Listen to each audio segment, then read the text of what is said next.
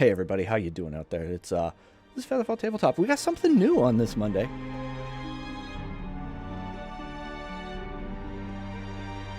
Anyways, this is FeatherFall Tabletop. Thank you for being with us, ending your Monday, depending on where you are in the world, I guess. Here, so we appreciate that, and starting off our Candlekeep mysteries. That's where the starting comes into play. Let me get through some housekeeping stuff.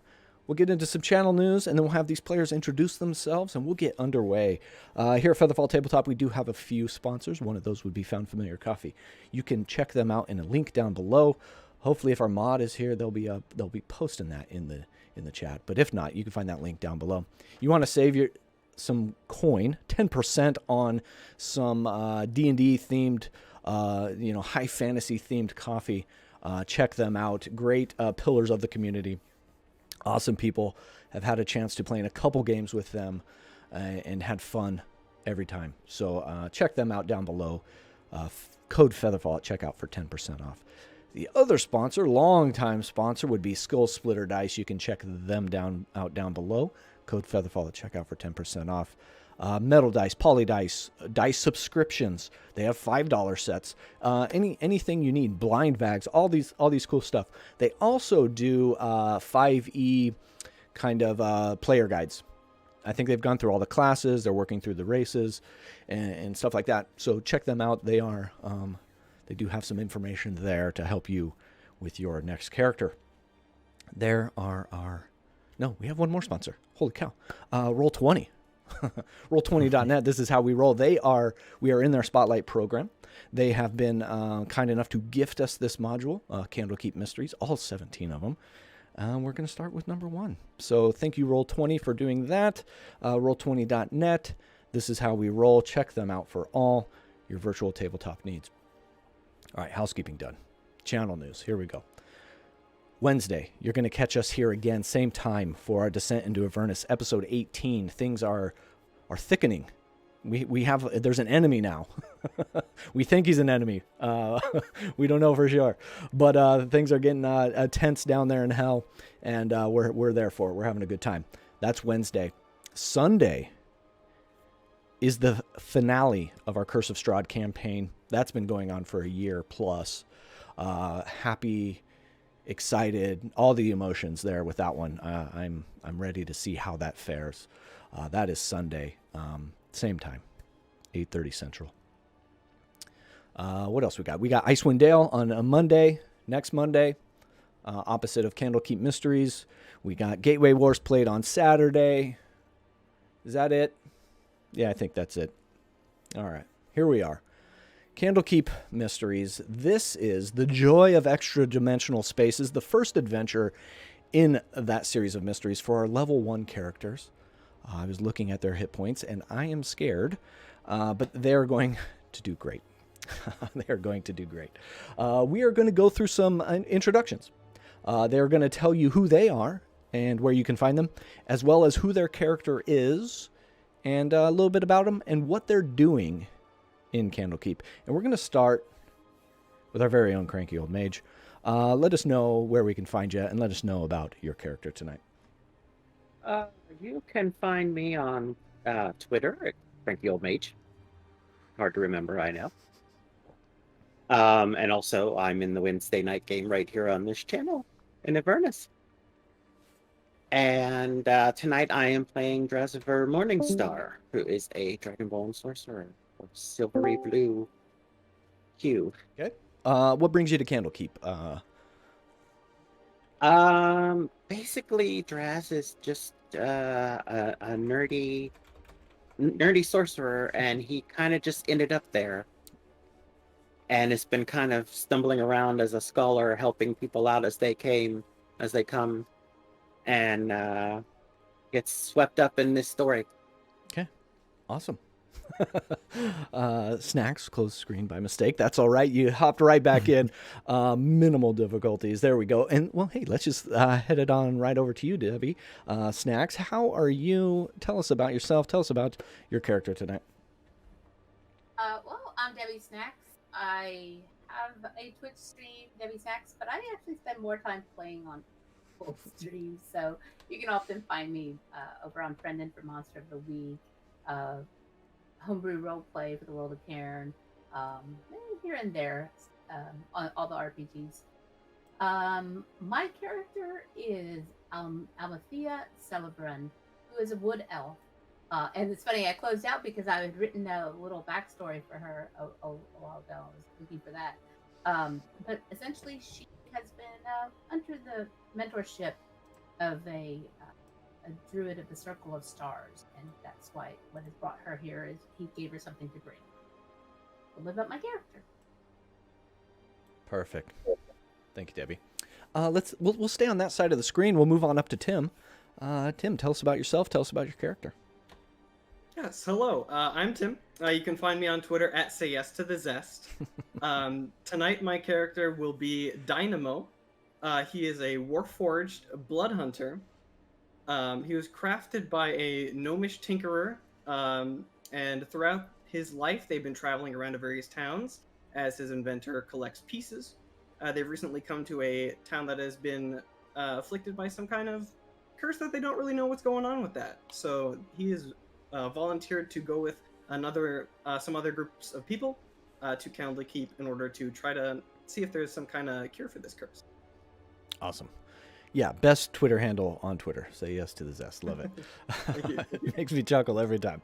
All right. Thank you, Tim, for being here. Looking forward to it. Let's move over right below me, London. Tell us about yourself. Tell us about your character. Hello, yeah, I'm London on the FeatherFall Discord, and just in Discord in general. But you can find me on the internet at Dwayne Butcher, Dwayne, especially if you're interested in ferns, birds, the Memphis Grizzlies, and bread, then I'm the person to follow on those channels. But new to D&D, for the most part. I've played in a couple of one-shots, and then played with a group of friends, that we just kind of started up those campaigns. But I am playing a half-elf bard named Flavin Flodell. Flavin Flodell is mother was an actor, an acting troupe, and so he traveled up and down the Sword Coast. He had a real affinity for this little town that's come under siege, and I am in Candlekeep with some other members of the party looking for Matreus to kind of help out. Awesome. Thank you, London. Yeah, interested in all those things as well. 100%. Go Grizzlies, right? Yeah.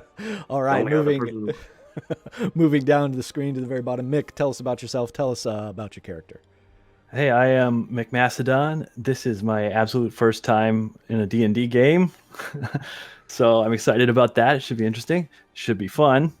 It sounds like it will be based on what I've heard in the pregame chat. I am on Twitter at McMastodon. That's MICMASTODON, if anybody wants to try to spell it. And if you want to see some gaming videos that are at least 5 years old, you can look at my YouTube, and is also McMastodon. And I used to be on Twitch. I may be on Twitch again doing D&D. We'll see how it goes, but let's see. What? You will be tonight. Yeah. Well, my channel's not on, but I'm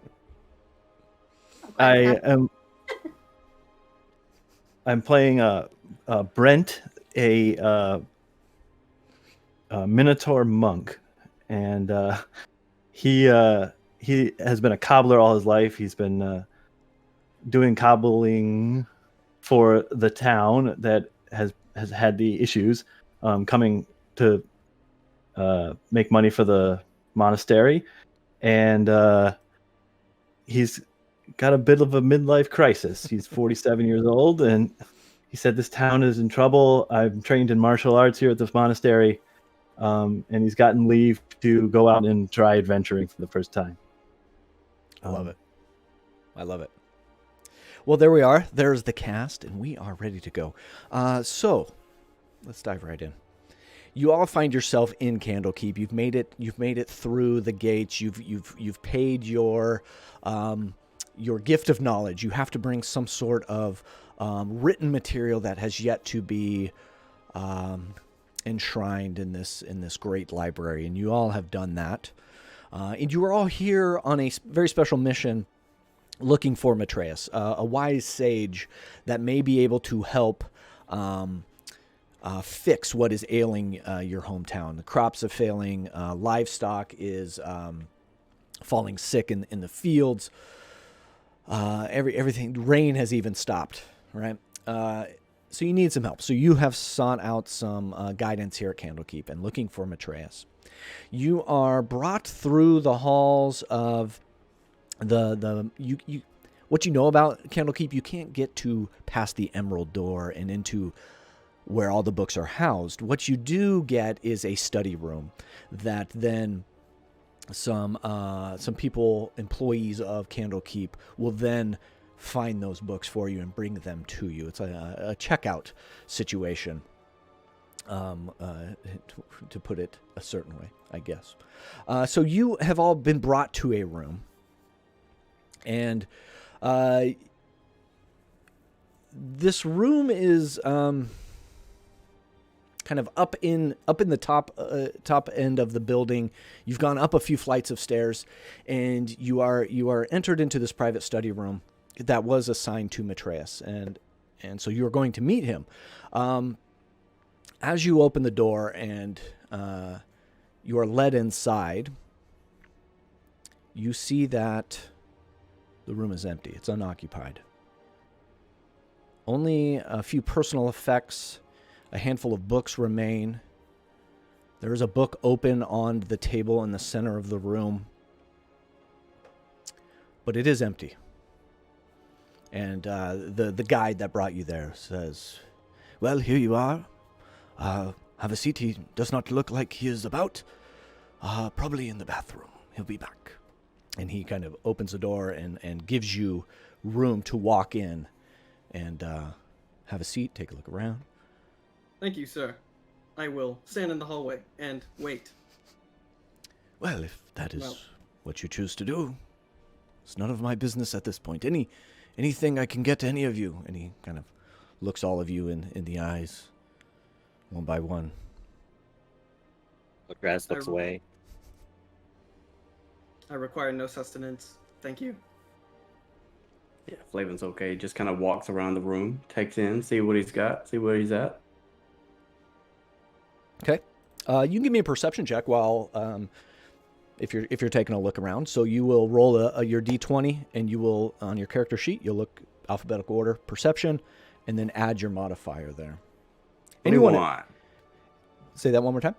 Is that 21? Oh, nice. Good start. I just rolled in the roll 20. Oh, yeah, that's a natural 20. So if chat, we can pop off with some nat 20s there in the chat. Way to start us off, Flavin. I love it. Anyone else looking around can roll as well, but knowing that what he kind of got there, you're going to come in second place. Maybe. You said there's books in the room? Yeah, there's a handful of books. A table in the center that has one book that is wide open. Graz is gonna look. He's got to see what. Oh no, he doesn't see anything that he hasn't seen before. So would I recognize this book that's open on the table? As you're kind of looking at it, you maybe flip it open or closed to look at the cover. You give me an Arcana check. We'll have to get another roll in there.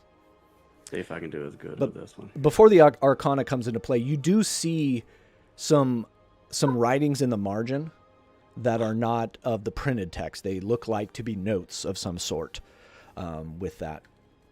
Oh yeah, that's you went to the other end of the spectrum there with that roll. You rolled a 2 for a total of 4. Yeah, you don't really tell. You can't really tell who it is, but it is the face of a man, of a certain person. Can't really tell who it is though. Like a recent entry or a recent sketch mark in the book. In the book itself, on the pages, you do see some handwriting. The writing is not familiar to you. You could take a moment to look at it and maybe read a little bit if you'd like. I did share with you the cover of the book. So you all should be able to see that in Roll20. Yeah, we went from that's a 20 to the oof. Check out that new oof emote. Pretty great.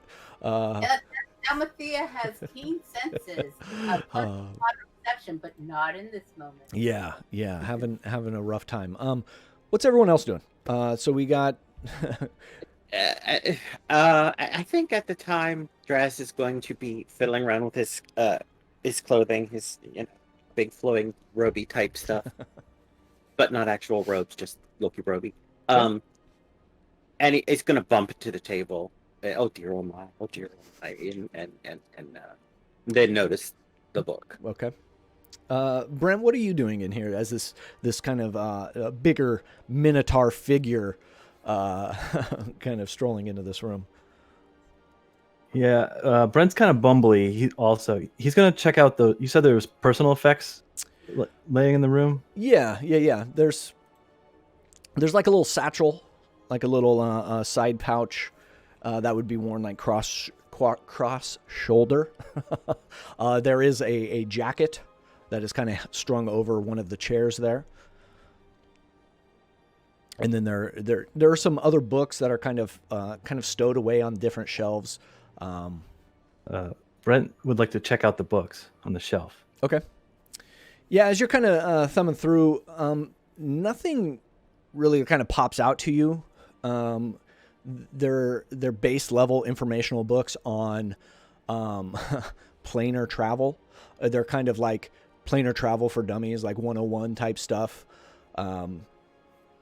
Some base information. You could spend some time with it if you'd like, but I don't know how familiar Brent is with that information. It might be, quantum physics going over his head, but from a brief glance, you can tell they're base level interplanar travel. Are there any star maps, interstellar type travel, in addition to those books? No, not that you can see. There are none kind of displayed poster style. There are no rolls of maps or scrolls or anything for that matter. And Flavin, as you are standing next to this book and over it and kind of looking at it, I can give you a little better description of that. It is a heavy tome. It's pretty thick, as you can see in the picture. The thick cover is made of an ornately tooled leather decorated with gold filigree. A particular interest in the illustration on the cover. A lot of time was spent in creating and embossing this figure's head on the cover. It's you could tell it's spellcaster, very imposing looking. But there you go. I swear those eyes are blinking at me. I think did anyone else in the room see that? I thought I saw the eyes on that book move.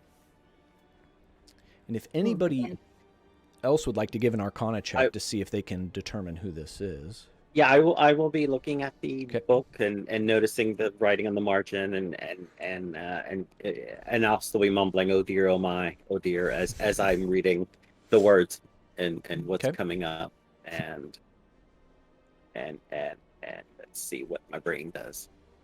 And Brent's looming over your shoulder. Yeah, so as you're doing that, this big minotaur is kind of over your shoulder. What do you got there? He's 7'3". Yeah. Oh, yeah. That's a big boy. You are towering over my dragonborn. Yeah. Yeah. So as you're kind of dealing with this gigantic minotaur over your shoulder and looking at this, that this is Morden Kanan himself, the great wizard. And as Flavin is there kind of looking at it and flipping it back with that same check, you do see handwritten notes in the margin. And it looks almost coded, but you're able to kind of pull out the word that is behind it. And that would be the word scepter. And so that's a coded word? Yeah, that Draz can see. It's kind of bare. It's like almost a thieves' cant, which is special thieves' language that looks like a different word, but it's kind of there's not. It's mage can't. There might be some arcane magic going on behind it, kind of hiding it, disguising it, camouflaging it onto the page. So Flavin looks at the group and is like, well, I don't know if mage can't, right? I don't know anything about that. And so he just asks, like, what do y'all think? What do you think about this scepter? Y'all know this Mordecaian? Or however you pronounce it. Mordenkainen? But as you say that word scepter, in the middle of the room, kind of almost exploding out of this book, you see a shimmering, translucent door that appears, kind of cutting its way right into the middle of the room. And as soon as it starts to appear, you can see the outer edges of it start to kind of fade away, like it's not going to last very long. Can we see through the door, like what's on the other side? It's very kind of like foggy, misty, swirling magic, but you can see the outline of like the facade of a building kind of through it if you peer hard enough at Is it. the building familiar? No, it would not be familiar. The Flavin looks at the group and he kind of looks at the door and says, has anyone here been to another plane? And you can see he's kind of getting excited. It's like, oh, this may be a real adventure. Oh dear, oh my. Yeah, Brent's a little scared. Go ahead, Dynamo. Noticing out of the corner of his eye, Dynamo will peek into the room and see the door and say, please, halt, comrades. Allow me to inspect for hostiles. And he will enter the room and attempt to open the door to peer inside. The door that magically appeared? Yeah. Okay. Yeah, it's not so much. I should rephrase. It's more of a gateway than a door. There's not really a door to open. It's more of this shimmering Magic gateway. portal. Yeah, there we go. That's better. Sorry. Mm-hmm.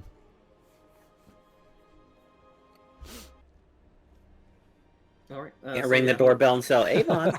But if you would like to kind of peek your head in there still, you Yeah, can for definitely sure. do that. I'd Yeah. like to, just kind of lean in slightly.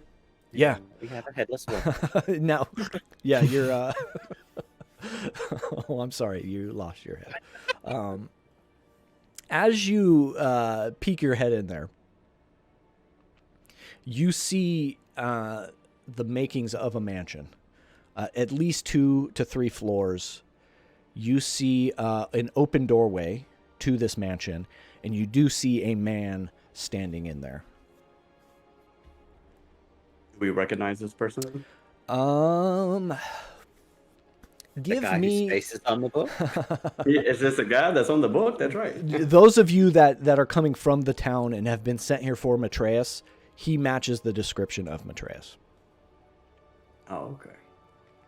And the door's still like fading. Yeah, and from the top it's starting to fade and kind of get smaller and smaller with every second that kind of passes by. Oh, Well, it's too late for me, guys, but you can. I'm already too big for the door. Squeeze I'll in. call out and say, Oh. greetings, Matreus. Ah! And you kind of see him in the distance waving. Yes, come in. Please, hurry, before the portal closes. Please, come. hold the elevator.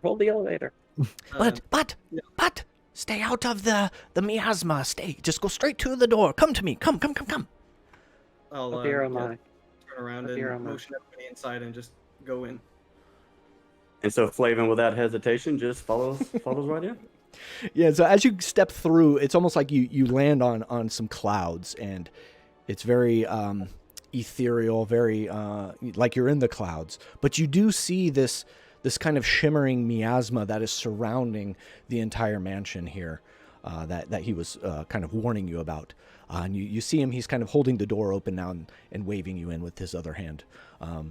So we have Flavin in there. Who else is following?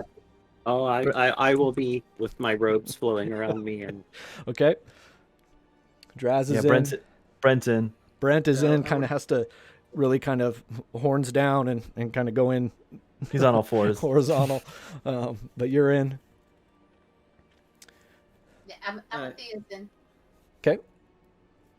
Yeah, Dynamo would have been waiting for everyone to go through and then squeezing through himself. Yeah, and as Dynamo, as you go in, that the portal starts to close down, and you do see one of the Avowed, which are the people that escorted you, kind of see you and wave as it, and now you are in. And we're actually going to move to our first map. So it should be all a black screen for you all. Mm-hmm. And I will reveal. Maybe. Reveal If area. Roll20 cooperates tonight. Yeah, that's sometimes. right. All right, I don't know if you can see that. It's kind of right in the dead center. We got gray square. I got it. Okay. Boop, boop, boop. So what is... as much as you prep and you prepare and you think you're ready, there's a layer in Roll20 that's like, hey, DMing is like, it's that quote about war where no matter what plans you have, as soon as engagement happens, it all goes to shit. I think Mike Tyson said it once. Everyone has a plan until they get hit, right? It was, That's it. Yeah. That's a quote. Now I'll reveal a little bit more of the space here for you. So would you like us to drag out our token? Yeah. So if you would, you can. So if you go into the taskbar on the right, click on your name and you drag it out into the place, out into where you would like to be. It's kind of a tight little hallway here. It's the second icon that looks like a newspaper. And you click and hold your name and just drag and drop. Yep. I did drag and drop, but I did not see myself appear. Yeah, I can hover over mine, but I don't see the token. I got Dynamo. Yep. I got. Let's get rid of that one. I wonder if it's lighting. There. Where is? Can you see your characters? I cannot. Well, doggone. Okay. They're out there, so you don't have to add any more. It's just, can you not? You just see gray. Just see I see the map. Yeah, the gray map. Like if you mouse over, like you get the crosshairs over your token, and you can. All right. Okay. Let me go to dynamic light. Oh, I can see it if I click on it. I see it for a second. Yeah. Okay, so I think this was. So what happens on this plane to our selves, physical selves? Advanced? Nope. I don't want advanced fog of war. Okay, let me. Well, for you mammal types. I am sorry, folks. They did, I will say, they did just update it. So they added this dynamic lighting, and I have not played with it enough. So we are trying to figure that out now. Did that help at all? Let me see if reveal areas. How's that? Oh, there we go. Yeah. There we go. Very well. I have dark vision, but obviously much it's better. not working well. Yeah. Dark vision is. This is a lit hallway. So let me give you some. And you see this man now in front of you. You see Matreus there. You can see his token there. He is. He's a sage for sure. Let me see if I have a boop-a-doop. Show that to you. Show to everyone. So there is Matreus, book in hand. There we go. Okay, sorry for the technical hiccup there. We're there though. So as you walk in here, this double door behind you closes. As that same portal closes, you see a ceiling that arches to 15 feet overhead. Long hallways stretch out on either side of the foyer. Standing in the middle of this area is this middle-aged man wearing gray robes. How did you figured out the code word? Very good. What brings you here? What were you doing in my study room? I thought they only gave those to one person at a time. Yes. Me and my party, we're very good at code words. Thank you. Well, obviously. It probably only took you 5 or so minutes. I mean, it did help I left the page open, right? Yeah. You seem nervous. What? You've never traveled before? Only by foot. Ah, it was exhilarating, right? I think I peed a little. We all do. We all do. It's okay. It's okay. You will have time to clean up and make yourself all better. Anyways, what brings you here? I can't say I recognize any of you. And he kind of looks up at you, Brent. Well, especially you. You are very tall.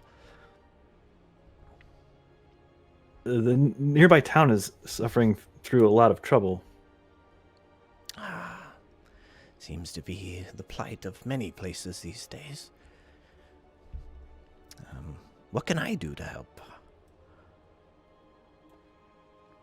I suppose that's what we were sent here for. We came looking for you to see if you had any solutions, any answers to crops and various livestock dying for no apparent reason.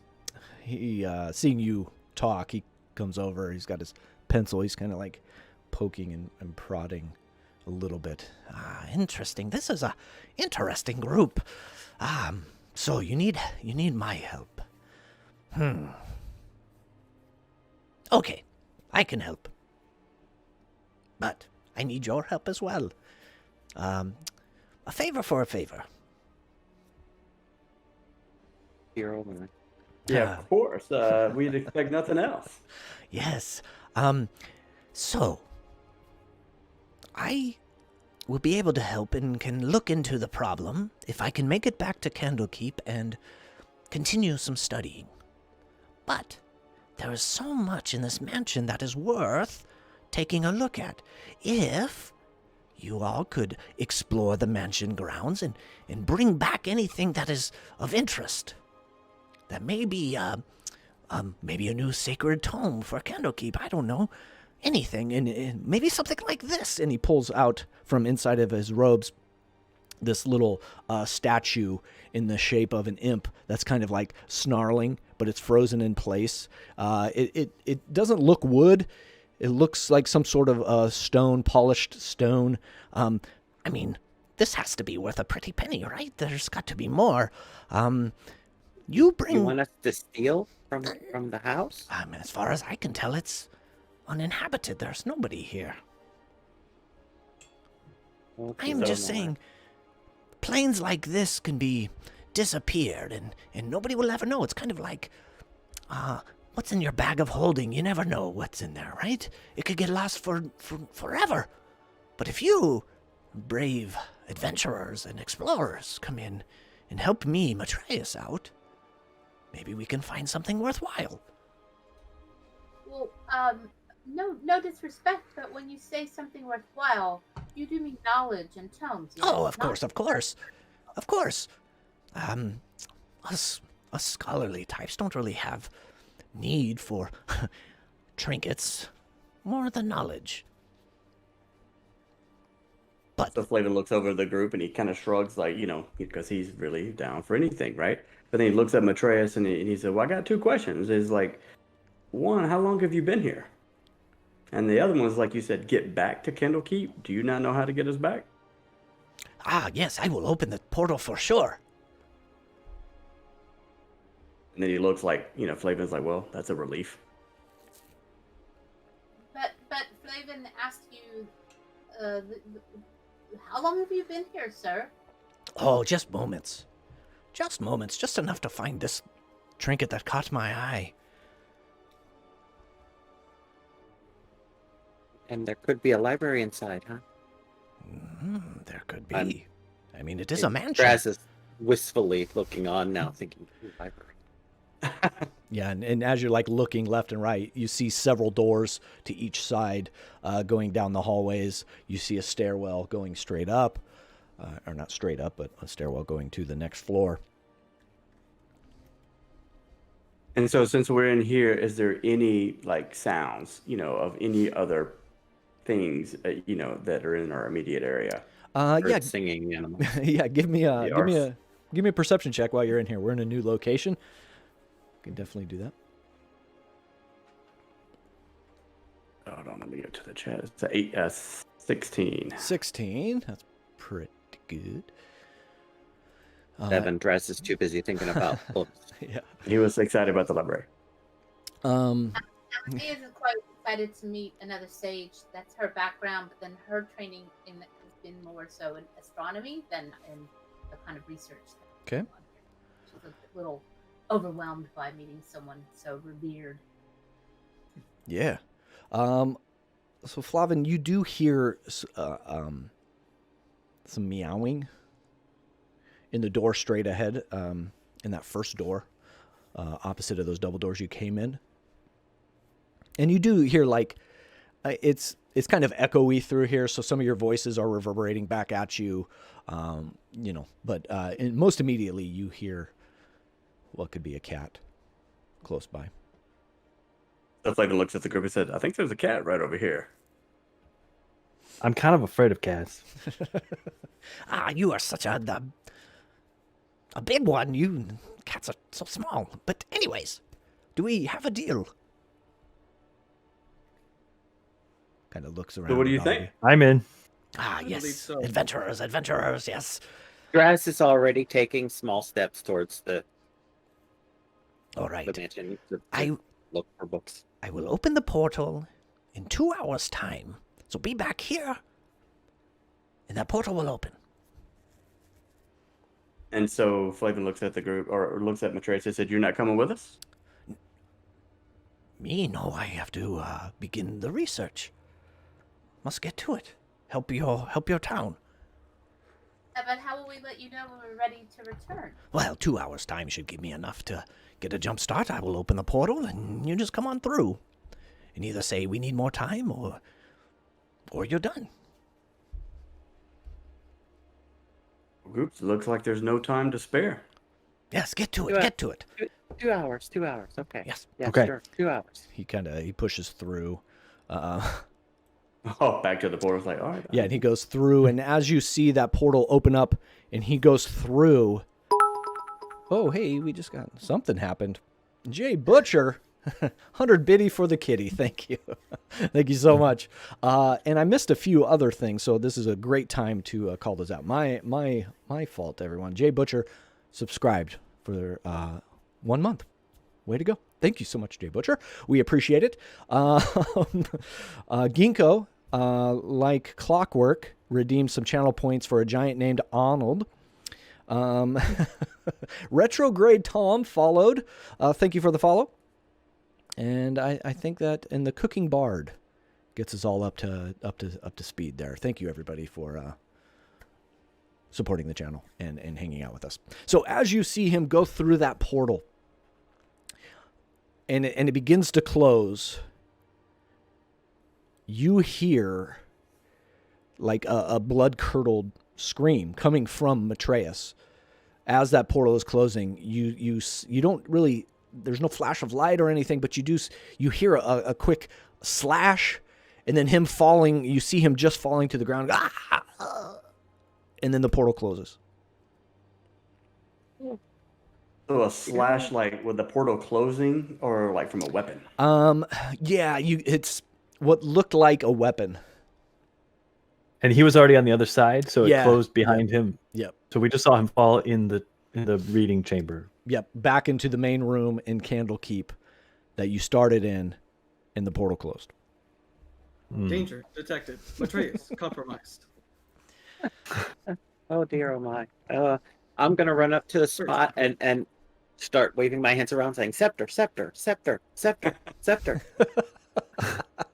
And then Flavin just started yelling out scepter at the, And now Brent's yelling out scepter.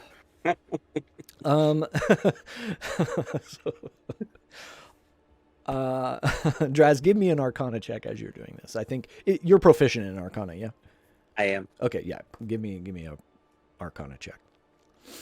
Oh, nice. Ooh. That's a nat 20, folks. Pop off in the chat there with those nat 20 emotes. You know that there's one word to open the portal, but there's oftentimes a different word to get back, to open it back up. Yeah. Well. And I'm still gonna do that for a little bit, and like scepter, scepter, scepter. Okay. Rod, staff, stick, twig, tree. And then I'll stop and say, well, maybe the passwords inside the mansion. Perhaps. We must search quickly. A cat is organic. No arcane knowledge. We start elsewhere. And Dynamo will start moving towards the door on the left. Okay. And he'll attempt to push it open and peek through. All right. As Dynamo's moving that way, anyone else doing anything? Well, Flavin just Follow. knows that there's nothing happening with the door portal with all the different words that Draz was saying there. So he just kind of like shrugs, looks at the group, and then follows Dynamo. It's like, well, let's go. Okay. Dynamo, as you pop your head in this room, you see a battered wooden mannequin in the middle. You see a weapon rack holding staves and daggers, all lit by indigo-tinted light streaming through a window on the opposite side. The floor is stained and scorched. At the far end of the room, a broom is hovering in the air, sweeping the floor by itself. Just kind of, As brooms do. Yeah, as brooms do. I love that show. That'd be a cool show. That's brooms too. Yeah, daytime television. Yeah, and it's kind of moving throughout, just ever sweeping. It's not really like putting into a pile. It's just kind of like pushing it all around and just bouncing from, side to side. All right. A Roomba. Dynamo will take to the A group. Broomba. It's a Automated Roomba. roll. Perhaps Gotcha. interesting. Nice. And then he will enter the room and try to move towards the window to see what is on the other side. All right. How are you interacting with the broom that is moving throughout? He is going to try to study its movements to see if there's a pattern, and then just kind of respect its distance and kind of sidestep and get around it. Not a real pattern, but you kind of make your move when it is in a distance. And as you look out this back window, you see that same kind of sparkly miasma that is creating that light that's coming in. It's almost like a magical barrier that is surrounding. And as you kind of like check your vision down the outside of the wall as much as you can, you see that it goes as far as the eye can see. More of the miasma on the other side of this window. And so as Flavin watches Anima do that, he is under no... He doesn't want to study the broom, so he just try to reach out to it as quick as he can as it flies by his head. Okay. To see what happens. Maybe he wants to ride a broom. As you reach out, give me... Give me a... Is the broom sweeping, or is it just kind of... No, it's sweeping. It's doing... you could tell by this amount of time, it's doing a job. It's... Although poorly. I mean, it's not picking anything up, but it is sweeping. Give me... If you want to grab it, give me a dexterity check. Or athletics. Or strength. Strength or dexterity. Whichever one is better for you. Yeah, definitely dex, yeah. 17. Ooh, okay. Mm-hmm. Let's see, did I roll in there? Yeah, with a 21. Or I rolled a 12. You rolled a 17. Yeah, you're able to grab it, and it is now like wriggling in your hand and trying to get back to its job. So Flavin's kind of upset that he wasn't going to get to ride this broom. He thought it was just going to like get on this thing and start taking off, Yeah, it does not willingly kind of go in that direction. But nothing else happens. It's just trying to fight, fight. To break free. And you feel like if you let go, you might get a bonk on the head or something, as it is trying to break free. Amalthea, did I say it right, Amalthea? Yes. Okay. What's going on in the hallway with you? Well, she's actually stepped in. Okay. I'm not sure the map where that room is, but she stepped in and she's just curiously looking at the scorch marks on the floor, not touching them necessarily, but she gets any sense of smell of what may have caused this. Yeah, it looks like someone was practicing some sort of flame spells. Firebolt. Flame Strike one? Thinking of my Ultima Online days. Flame Strike came to mind. But yeah, it looks like some spell practice was taking place here. And judging by the weapons on the rack, it's mostly staves and a few daggers. Not like your typical guardsman weapon rack. It's more those lighter finesse weapons. Are there any tomes or scrolls in here? No, this looks very much like a sparring practice room, exercise room. Not a library. And the stains on the floor? Stains the same kind of, just the scorch marks. Oh, okay. Stains a little bit. Maybe there's some blood splatter there. Maybe some chemical components were tested out in here.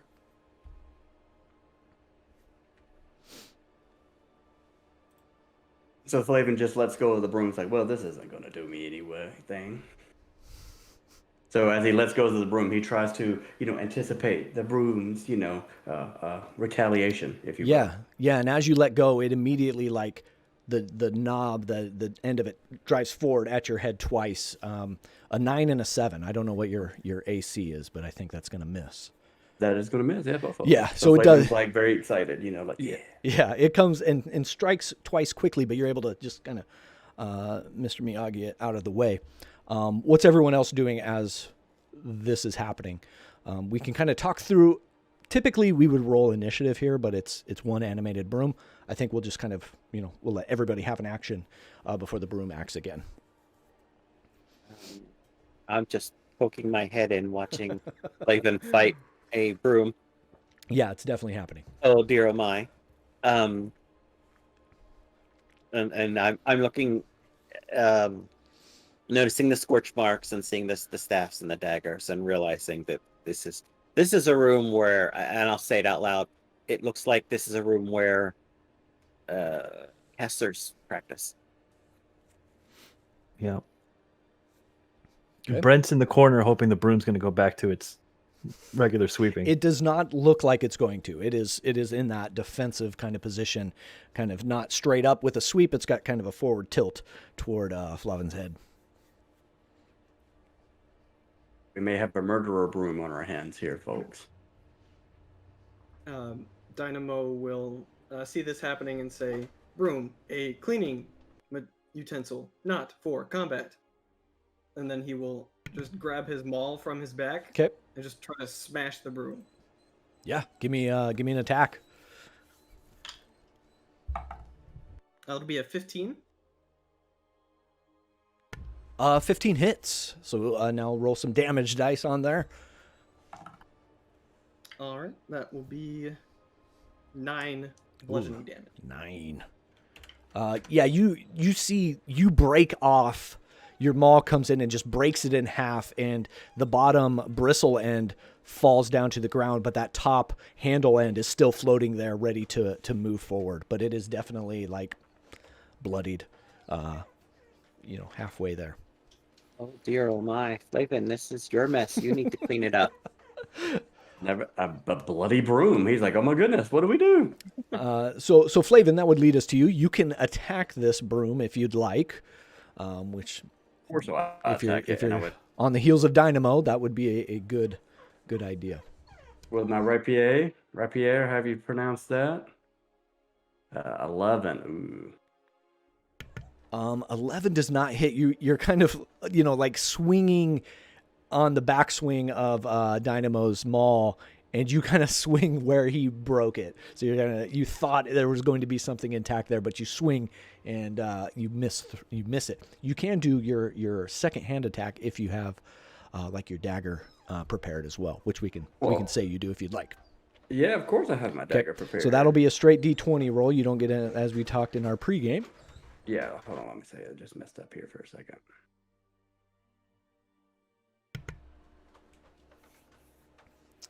I don't know. 2. A 2, yeah. Again, you're kind of quickly trying to get your dagger in there as well and swing wide. So we got a few more actions here before the broom's going to go. It's a tongue. Amalthea, yeah, it's a tongue twister for me for some reason. And Draz, if you'd like to go. So Amalthea has seen this happen before because she too has had that embarrassment of casting a spell and then not being able to know what the counter spell is to end it. But she's going to attempt to cast Entangle on the broom to basically to get it to just stop and. All right. Is that a save on the broom's part? It is a yes. A creature in area must cast a spell must succeed on a strength saving throw or be restrained by the entangling plants until the spell ends. All right. Excuse me. That is a 17 on the broom's part. As these vines start to come and sprout up, it's able to kind of fish its way up and through. Being of smaller, spindly stature, it's able to kind of just worm its way out of any of those entanglements.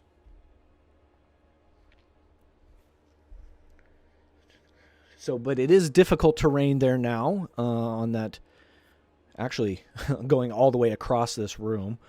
Strength savings throw, be restrained.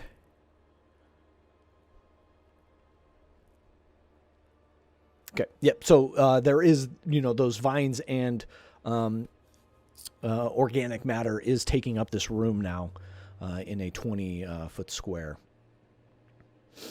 Would we then also need to save against the spell? We can say it's in the 20 feet to the right there, and away from everybody else. I think you're a well enough spellcaster that you would have known.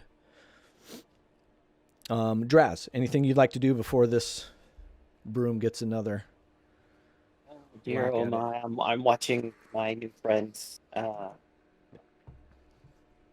I'll firebolt it. Firebolt hits. Oh dear. For 4 damage. Yeah, and you start to see some of the broom itself start to singe and catch a flame at the bottom of it, and it's like, the fuse of a dynamite starting to crawl its way up. Still floating there. Anything else?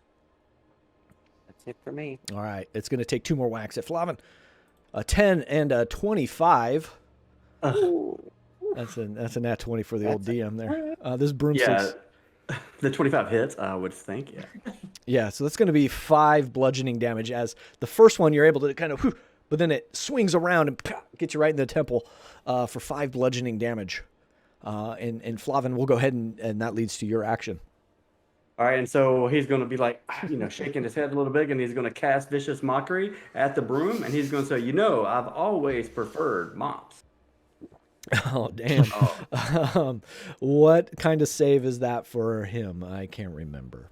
It is a wisdom save. Wisdom save. Shocking At least enough. it says that in the chat, Yeah, they have poor wisdom. That's a 2 on my end, so roll that damage, that Vicious Mockery damage. It's a 2 psychic damage. 2 psychic damage. Stupid broom. I guess. Yeah, you can tell you hurt its feelings, and it falls into this bed of vines, kind of crisscrossing with the other half of it, and it is laying there inanimate at this point. And FeatherFall redeemed a whole lot of rerolls for you all. 1, 2, 5. So each of you have a reroll that you can use at any point, except for damage. You can use it for any check or attack. And Oddball Show, thanks for the raid. Appreciate it. Party 8. Totally appreciated. Thank you. We are playing the first adventure in the Candlekeep Mysteries. And we just took out a Broomba, as we've titled it. But out of initiative, our makeshift initiative here, what is your We in the Candlekeep, and it's lit. Yep. Speaking of lit, is the room on fire right now because of the vine? No, it wasn't like a flame. It was just kind of singeing up throughout it. Some of the more spindly tinder pieces that were broke when it broke, kind of caught fire. So Flavin, how are you feeling over there? Do you need a little? Oh, I'm down. I heard this damn broom just took it out of me. Lost more than half of my health. Oh. Well, I would like to roll Cure Wounds on my party here. All right. So Cure Wounds. Go ahead and roll that. And, that's 6 points of healing back to you, Flavin. That's so wonderful. Thank you so much. No worries. Yeah. said, I've experienced that myself, so I can imagine. You're You gonna have a goose egg on your forehead tomorrow, though. yeah, you feel your headache just start to ease, and that tension is going away. Mental note: don't touch brooms that move on their own. And I'm gonna kind of walk up and kick the pieces of the broom with my hoof to see Okay. see if they're really down. Yeah, as you do it, and you kind of flip it over, and on the backside of the handle, you see that it is etched with a name, Sylvester Ablesworth. That is the name of this broom. That is, we had a redeemed name for an NPC in there. Unfortunately, is the short-lived broom, but Sylvester Ablesworth is kind of etched in on the backside of this. But yeah, it is no longer moving. Truly unfortunate to see a purposed object broken. Rest well, Sylvester. R.I.P. Pour one out. Oh, so that was the broom's name, not the owner of the broom. No, it was the broom's name. Master of the Yeah, broom. the Okay. broom. The ironic part is that it won't be able to clean itself up. And so, can we tell if this broom is like a magical broom or had a spell put on it? Is there a way to kind of tell that Yeah, after we destroyed it? What magic was in it has been eliminated with the terminating its life force, but you could tell it was animated by some sort of arcane means. So it's not gonna like turn into like a real Sylvester person. No, Oh dear. no. It's more of a inanimate object that is, through arcane means, given a task to do. Task A, task B. Task A is to sweep. Task B is to protect itself. Is that like the law of robotics, but instead it's the law of households? Roomba. Yeah. So you've essentially cleared this room. Where would you like to go? What would you like to do now?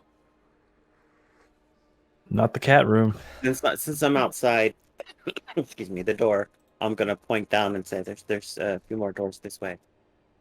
There has to be a library in here somewhere. I certainly hope so. Oh dear. Oh, dear. And I will walk down here. I'll follow you. We have two doors here, my friends. And I so will- save him. I will step this way and gesture for someone to open this door. Why are you doing it?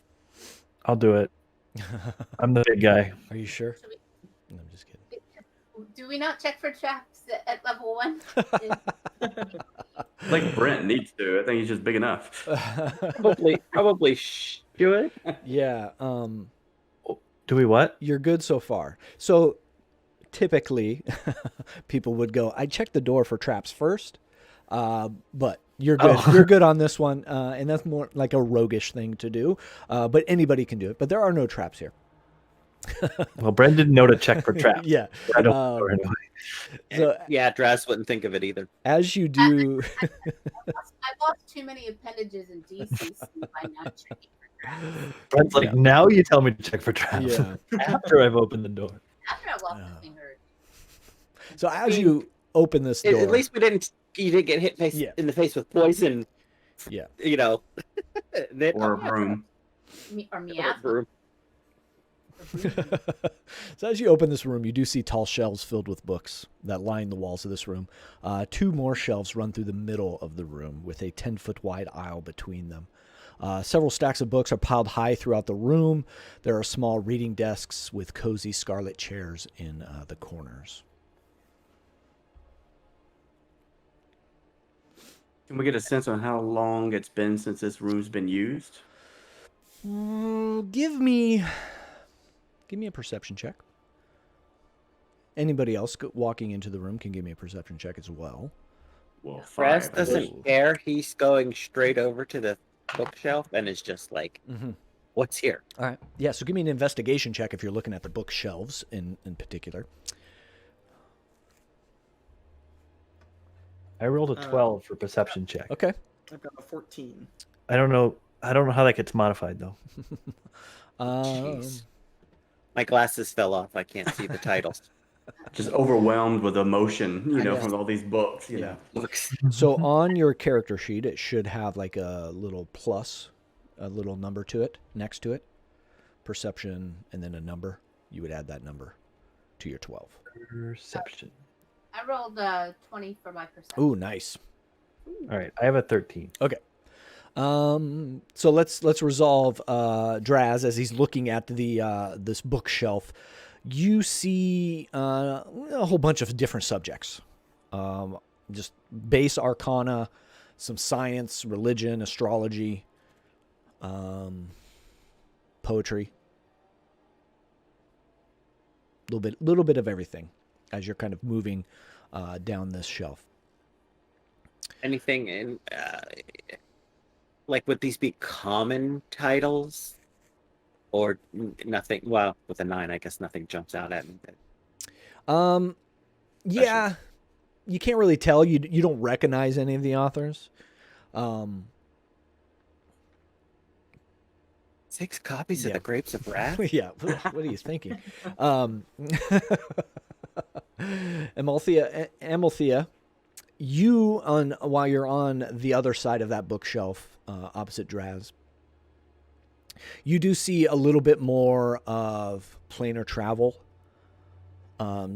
paired with mythology and folk tales. Some more astrology there with it. But you also see a spine of a book that looks a whole lot like the book that you first encountered that opened the portal. And on its spine, it has a gold embellished letter R, capital R.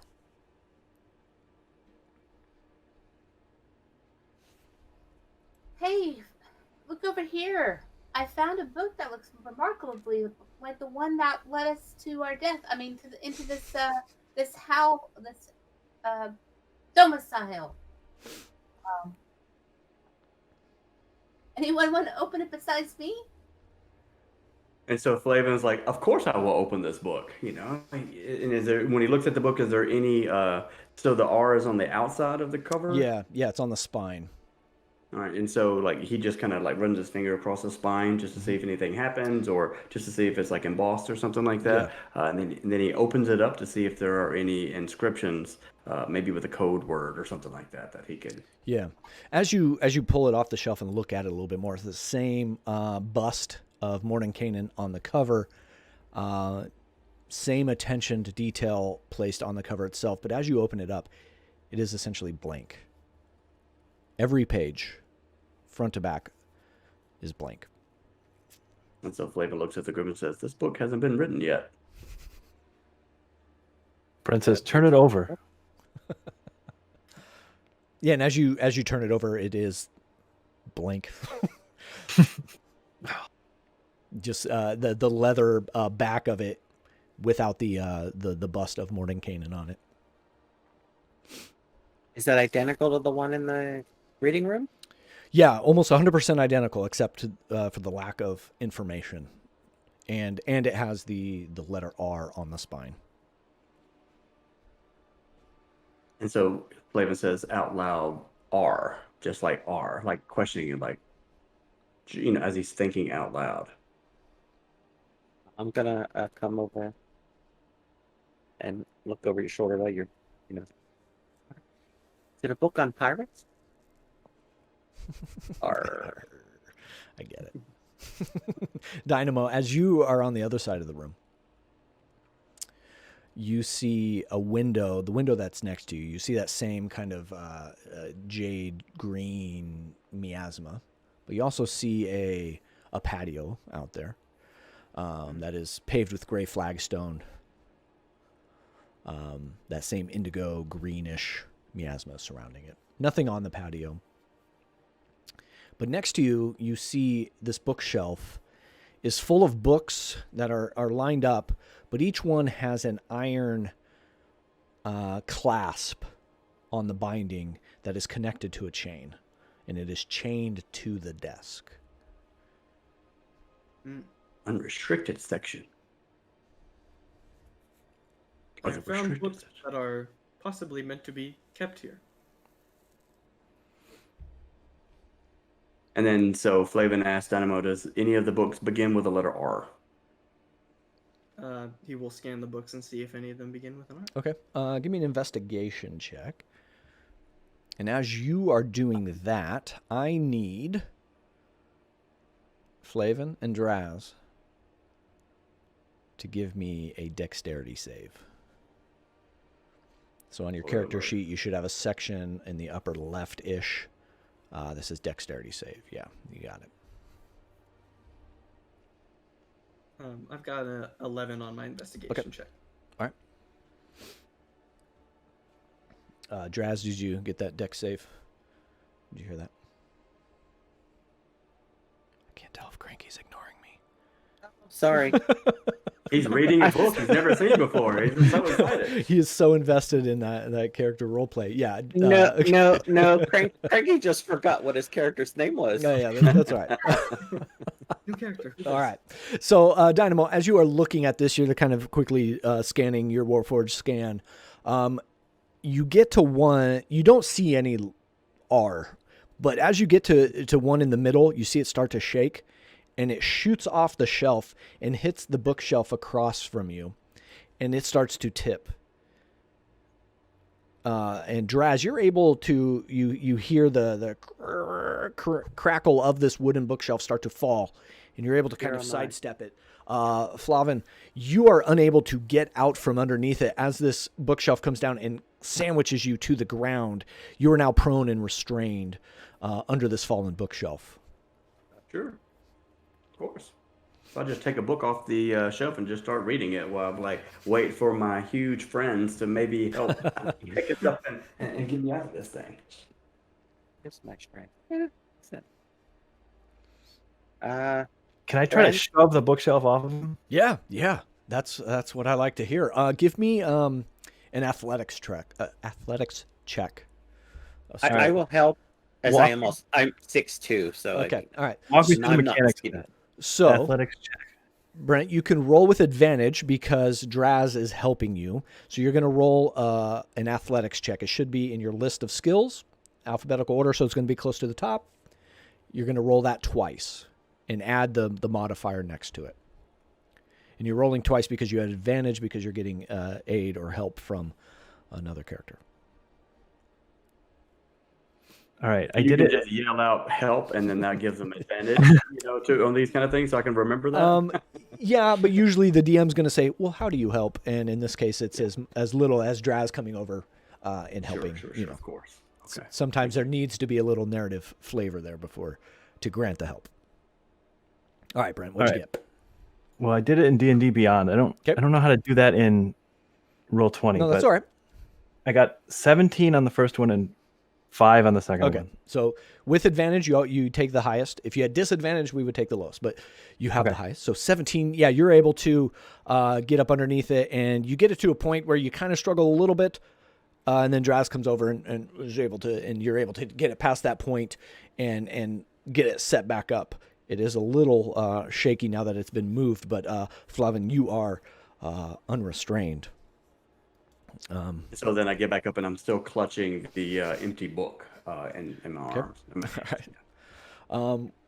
What's everyone else doing here as that's taking place? You're on the Amalthea, you're on the other side of the room. What's going on with you? Well, she hears the commotion and rolls around and sees that, Flavin's been, once again, down for the count. And kind of looks around, shaking her head. If I've prepared it, means I can use it throughout the day, right? Or I can only use it once. If it's first level, it's going to be how many slots you have. So if I use cure wounds already, can I use it again? You can, but it will take up one of your spell slots for the day. He did not take any damage on that fall. Right. It was more of you kind of eased into it. You kind of caught some of it, but the weight was too much to bear that you eased it down on top of you. So you didn't take any damage.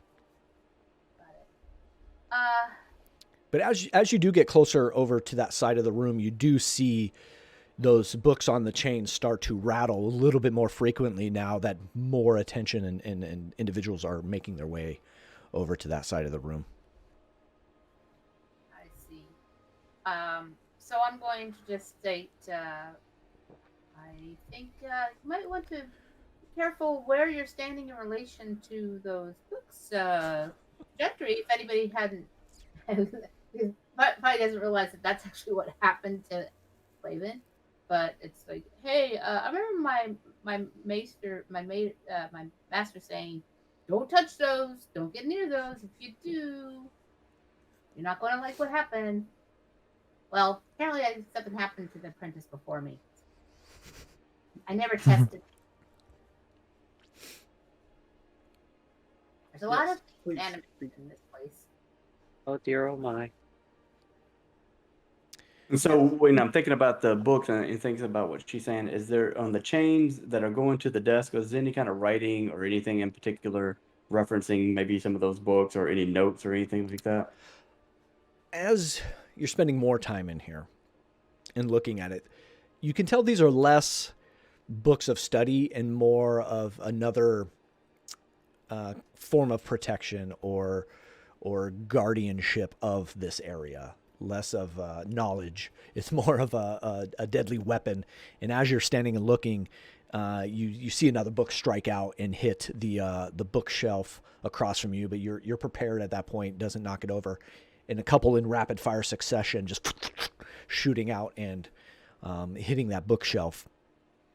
And you could tell, like, if you got in the way of those books itself with the metal binding, could do some damage.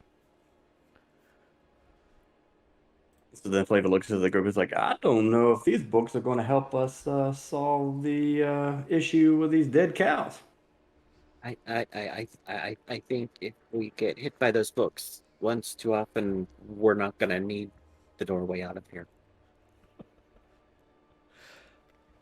Flying books, dangerous. Will not heal cows. Correct. All right.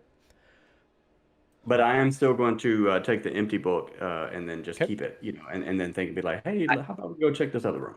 Okay. Yeah, I was going to recommend that. I suspect the answer is in this book, even though we can't see it. Okay. So you guys heading out that room, back down the hallway. How far are you going? I'm going as far as the Minotaur takes me. Is there a door to the patio? There is at the end of the hallway. You're standing right next to it.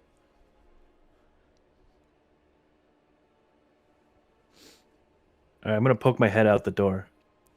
Yeah, again, you see that indigo miasma that is swirling around, creating this wall of fog, essentially surrounding the mansion. Nothing on the patio itself. It'd be a kind of a cool place to hang out with all the colors. It's kind of like the aurora borealis, kind of. It's got that kind of feel to it, but nothing out there catches your eye. And what about the exterior of the building there? There's nothing of note. It goes up. You can look up. It goes up to another floor. There are no windows on that wall above you, but you can tell it definitely goes up one more.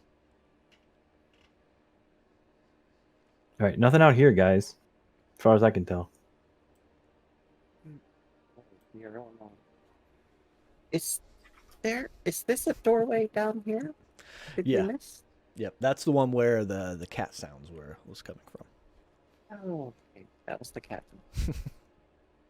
After you. Let us proceed. And Dynamo will make his way down the hallway. Okay. He will gesture towards. Do these stairs go up or down? Stairs go up in that Okay. that hallway there, and you see another two sets of doors down the hallway to your left, and then a door at the very end of the hallway. Okay. Dynamo will gesture to the stairs and say, "Shall we ascend or stay on same level?" And so as he's saying that, listening to Dynamo, Flavin gets on his hands and knees and kind of looks underneath the door, see if there's any kind of light coming in. Can he see a cat? You know, is a cat strangled by another broom beating it up or something? There's a paw coming out from under the door.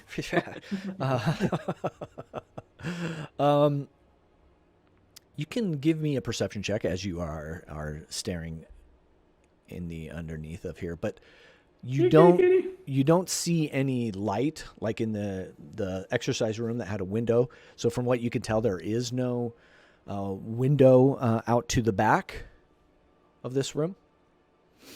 Perception, yeah, you hear a little more prevalent now those meows. But then, yeah, that's about all you can get. And so Flavin looks at the group and says, maybe these cats can read this book with no words. Should we go in? Just be careful because this litter boxes probably haven't been scooped for a while. Oof. All right. All right, so then, yeah, I'm sorry. No, go ahead. Anyone opening it is what I was going to ask. Yeah, Flavin's going to go do it. He's All like, right. well, let's try it. I like it. Even the brave. We will put that on your tombstone. So as you as you open this room, you do see the entire far wall of the room is floor-to-ceiling bookshelves. Even more books are resting on several large scarlet armchairs, much like in the library that you were just in, with small wooden tables. And so Flavin like goes in, and he turns right back around, and he looks at Draz and says, Draz, there's so many books in here. A library. Yeah, there are also several paintings on the walls, and there is a fluffy black cat that is curled up in one of the chairs. Jay Butcher, thanks again for another 100 bits. Biddies for the kitties, I would imagine. Thank you so much. We appreciate it. Itty bitties. Now in stores. Did you say books as I go running in? Yeah. I'm not ignoring the cat. Because Yeah, as Okay. more individuals fill this room, the cat sits up and begins to like meow a little bit more. It gets down and actually approaches you all one by one, doing its kitty dance through your legs, kind of moving through. Not friendly, but more like checking you out. Like maybe it has been a while. you in my house. Yeah, that's right. Can I take like a little bit of jerky out of my pocket and give it to the cat? Yeah, definitely. As you do that, give me a animal handling check. Yeah, there we go. It definitely like sits down next to you and starts doing the head rub on your hand, accepting the jerky, and now is like posted up next to you specifically, no longer making its rounds through the legs of the other individuals, sticking with you as you are now the feeder. Oh, lovely. So I'm going to get as far away from her as I can now. Yeah. Cats. I am going to examine the books on the shelves. Okay. Give me an investigation check. And as you're spending more time in here, you do see there are 3 paintings hanging on the walls. They're landscape scene with a large green dragon emerging from a grove of pine trees, a study of a Pegasus in flight on the other one, and then a portrait of a unicorn in a wooden glade. So you got a dragon emerging from a grove of pine trees, a Pegasus in flight, and a unicorn in a wooden glade. With your investigation, you see books of... these are all written by one particular author, where the other ones were more of a collection of books to study. These seem to be the writings of somebody named Fistandia. They're memoirs, basically. You can tell from... How long do you want to spend looking at this, I should say? And what do you want to do with that information? Because there are a lot of volumes here.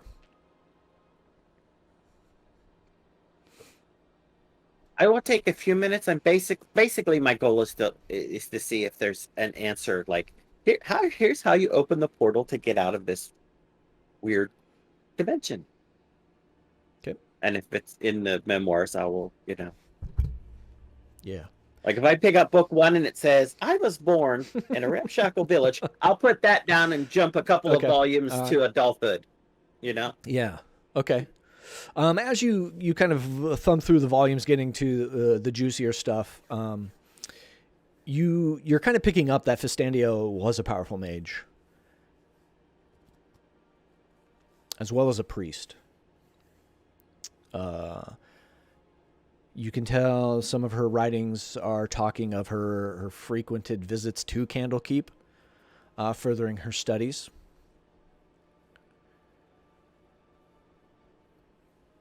She was granted. Go ahead.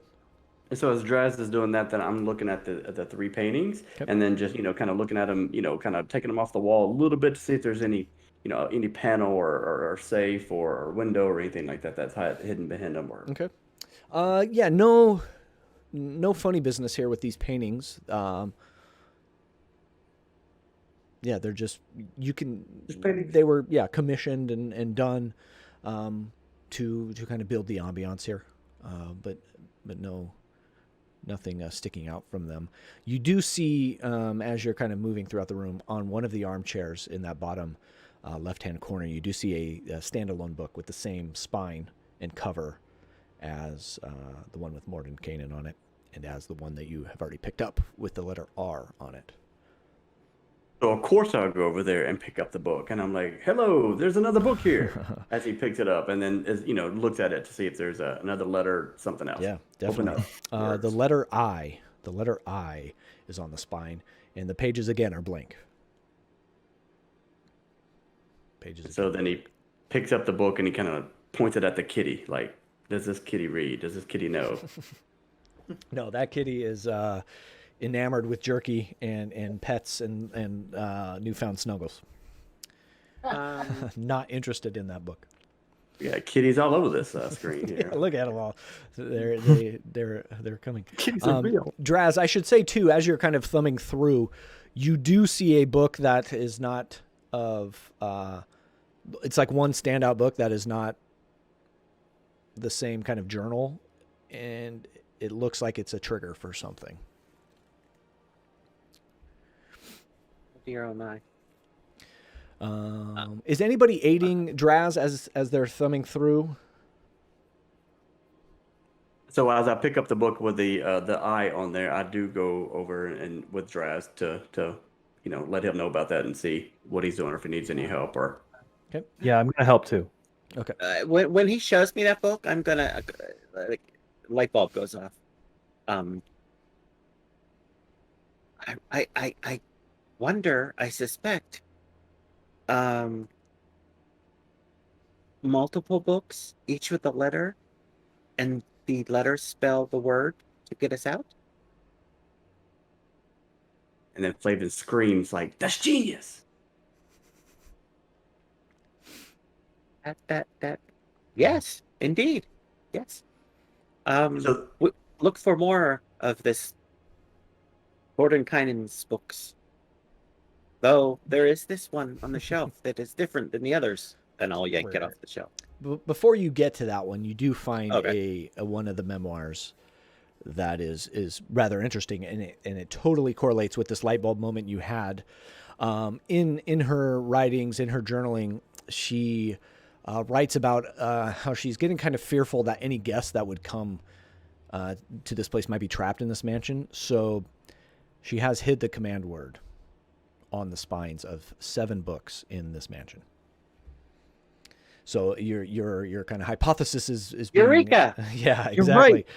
So there are 7 in total, and you have 2 of them, R and the I. And you open that, you pull that spine of the book, and reveals a secret passage behind this one bookshelf. Kind of opens up, revealing a staircase going down. Here, oh my. And then Flavin's like, "Oh, a secret passage," and he looks at Brent and he just like looks Brent's at the like, staircase, look at Brent, look at the staircase, looks at Brent. I'm already leaving the cat room. Don't worry. Brent there are cats down doesn't like there. cats. Sign me up. Brent doesn't want any pull from the cat. Get it. I'm trying. I can hear. I mean, how wide is this room? The study that you're in is 15 feet by 15 feet square, and then the stairs going down are 5 feet by 15. So am I in the study or right out? I would say you're in the study. You were seeing all of that. I can move your They're take. trying to get this cat off of me and trying to follow the rest of y'all. Follow the party. As you are moving out of this room and it's not really seeing any more scraps coming its way, it does hop down out of your lap and your hands, and it does head down the hallway this way. Okay, great. Everybody else moving down the... Yeah, I'm right behind Flavin. All right, I like it. So if you go down on the map, you'll see those stairs coming down. Can you guys shut the door so the cat doesn't follow us? Might get stuck. Is there a trigger? I see it. Okay, I see it. Oh, that's okay. So yeah, as you come down into this hallway, you do see a door straight ahead, and then there's another hallway. There's a door here, guys. All right. Are we supposed to check for traps, guys? Because you didn't tell me that last time. Is that a thing we do? I'm new to this. Oh dear, oh my! It never occurred to me. Trap doors? Well, I mean, you can if you'd like. It's a trap if you're the first through the door. Possibly. All right, I'm going through. All right, I attempt to open the door. All right, which door? The one on the right there? Yeah, to our right as we're coming down the hallway. Oh, wait. Was there one? There's corner? one here. Yeah. All right. And one here. Oh, I guess, yeah, sorry. I for some reason thinking there's one behind you. Yeah, so the one straight ahead. Yeah. You're able to open it. It is not. So far from what you could tell, other than the guardians, there are no traps so far. I don't want to say that completely, but there are no traps so far. You're getting like, it's kind of, come and go with the specific guardians. But some DMs would make up traps now. Yeah, I should just throw a bunch at you. But you walk into this room and the air here smells of chemicals. Long wooden tables stretch across the room, laden with vials, beakers, flasks holding various liquids and powders. Books are stacked between the glassware and chemicals. Yellowed paper charts and blackboards full of complex formulas cover the walls. So Slavin walks in, the first thing he does is just, walk around as fast as he can and then just look to see if he can find another one of these lettered books. Yeah, you definitely see one leaning up against one of the beakers, the larger beakers, and you find one with the letter B on it. I just want to point out, guys, we're not only trying to get back, but we did come here to help the town, and it doesn't look like Matreus is going to be doing much to help us. Yes. Indeed. I was concerned about that myself. I mean, we had our task to do, the task that he asked us to do. Then we also will want to be able to leave here. It seems that time is of the essence. We must gather these books so we may return to Matreus.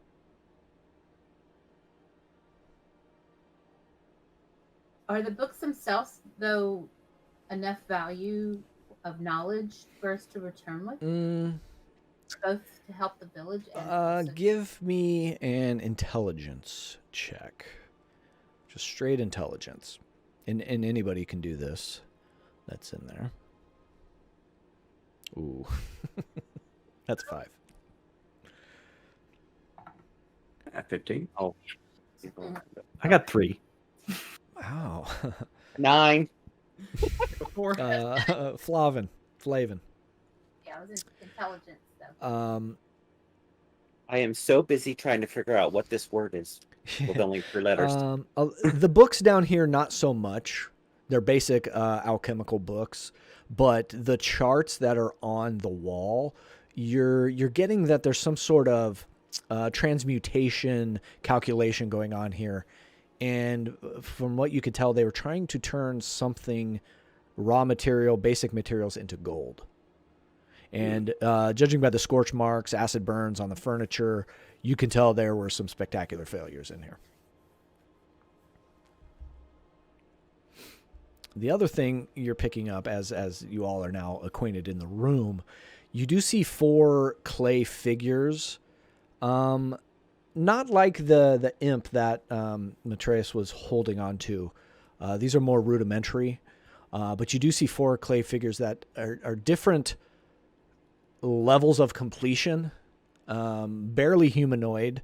Very small, winged body. But the 4th one in the line looks fairly lifelike. Looks like it could just be sleeping. When I see these, I have a revelation, and I just turn to the rest of the party and I say, when he went through that portal, was he holding one of those imp? Was he? Mm-hmm. Aren't these the same as he had? Was he actually holding one? When he give me an Arcana check as you're looking at these. Different material that from what you can tell, and different. I did say small and winged, which is very imp-like, but a little bit different. Yeah, you can tell these are the start of a creation of a homunculi, which is kind of like a constructed pet. And it's different levels of completion. With the 4th one being the most complete, but still not quite done.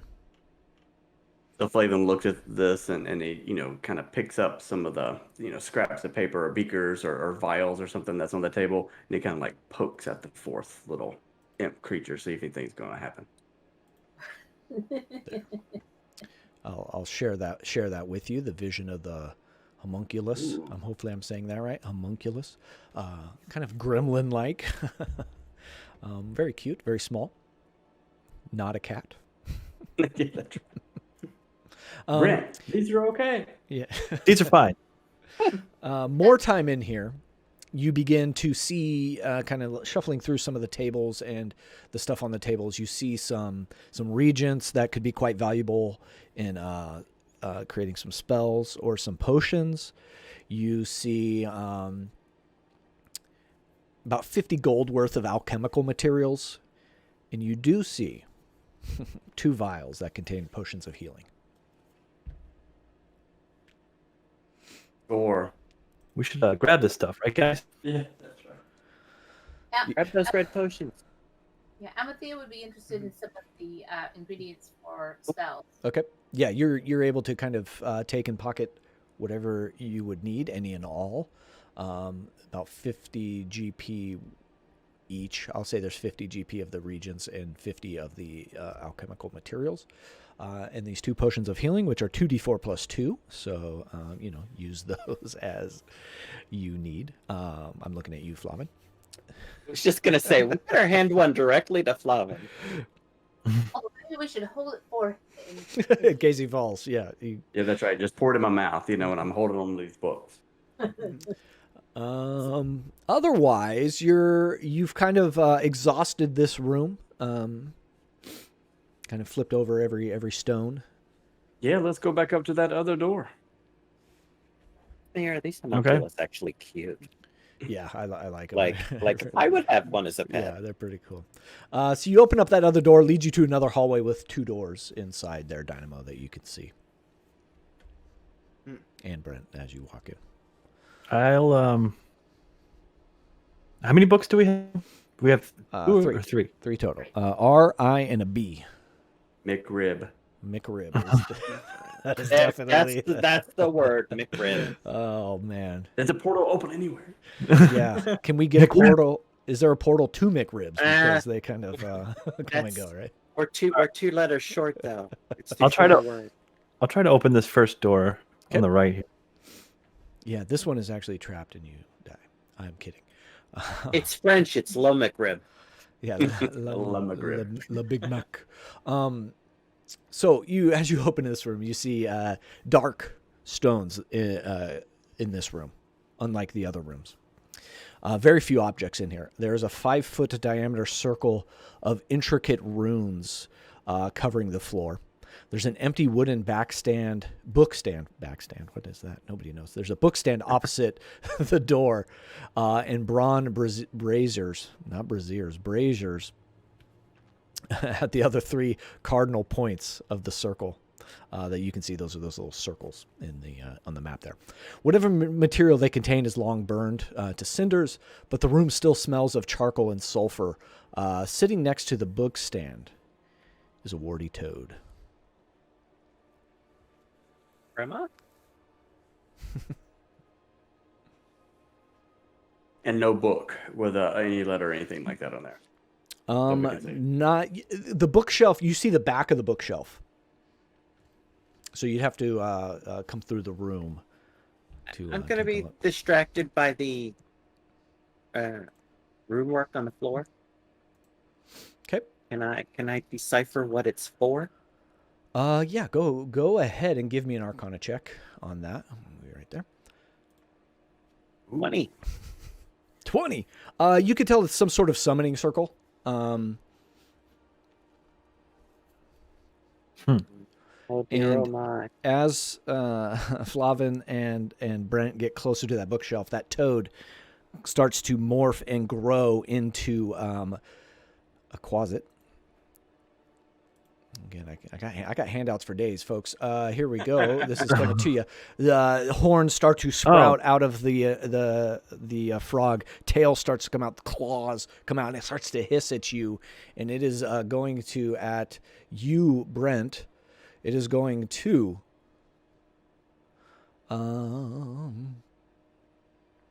actually the both of you. Let's go big or go home. Both of you give me Flavin and Brent give me a wisdom saving throw. Give me a wisdom saving throw. And let me just make sure. Use my handy dandy. Actually, let's just do that. Everybody in this room give me a wisdom saving throw. It is a small enough room. Oh boy. As I roll my 2, I just tap it on the head, you know. Keep in mind, you do have a reroll. Yes, that is correct. You all have a reroll. Flavin, probably a good time to use it. You should reroll, Flavin. But then he's like 17. See what's happening. Okay, so we got a 17, we got a 19, we got an 18. And my 16 reroll. And a 16 on the reroll. Waiting on Dynamo. So I got a 7, and then I rerolled and got a 7. Oh, nice. Yeah, thank you for that. Nothing. So, well, because you're a Warforged, you'll have to tell me if this takes hold, right? It might not. You all hear this screech coming out of this this toad as it's morphing into this demonic-looking creature in front of you, and you all begin to get chills. The hair is standing up on your arm and your neck, except you, Dynamo, because I don't know that you have hair. But you start to like cover your ears and you're asking yourself, what is that screeching sound? You all save except Dynamo. So Dynamo, can you be frightened? Yes. Okay. So some inner core of your being, Dynamo, just is unable to shrug this off. And you are now frightened for 1 minute. And you can repeat the save at the end of your turn. Okay. But disadvantage if the Quasit is in your line of sight. Mm-hmm. So we are going to roll initiative. Let's do that. Let's just do it official. I'd hate to, for some of you that this is your first time, I'd hate to not have you get into an initiative. Yeah. So click on your token, and then hit the little initiative roller in your character sheet. And if you're using an outside roller, just tell me what you got, and I can add you.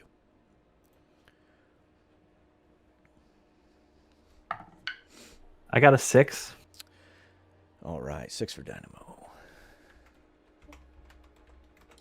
I got a 21. Oh, nice. Unless frightened, the disadvantage from frightened does not apply to initiative, does it?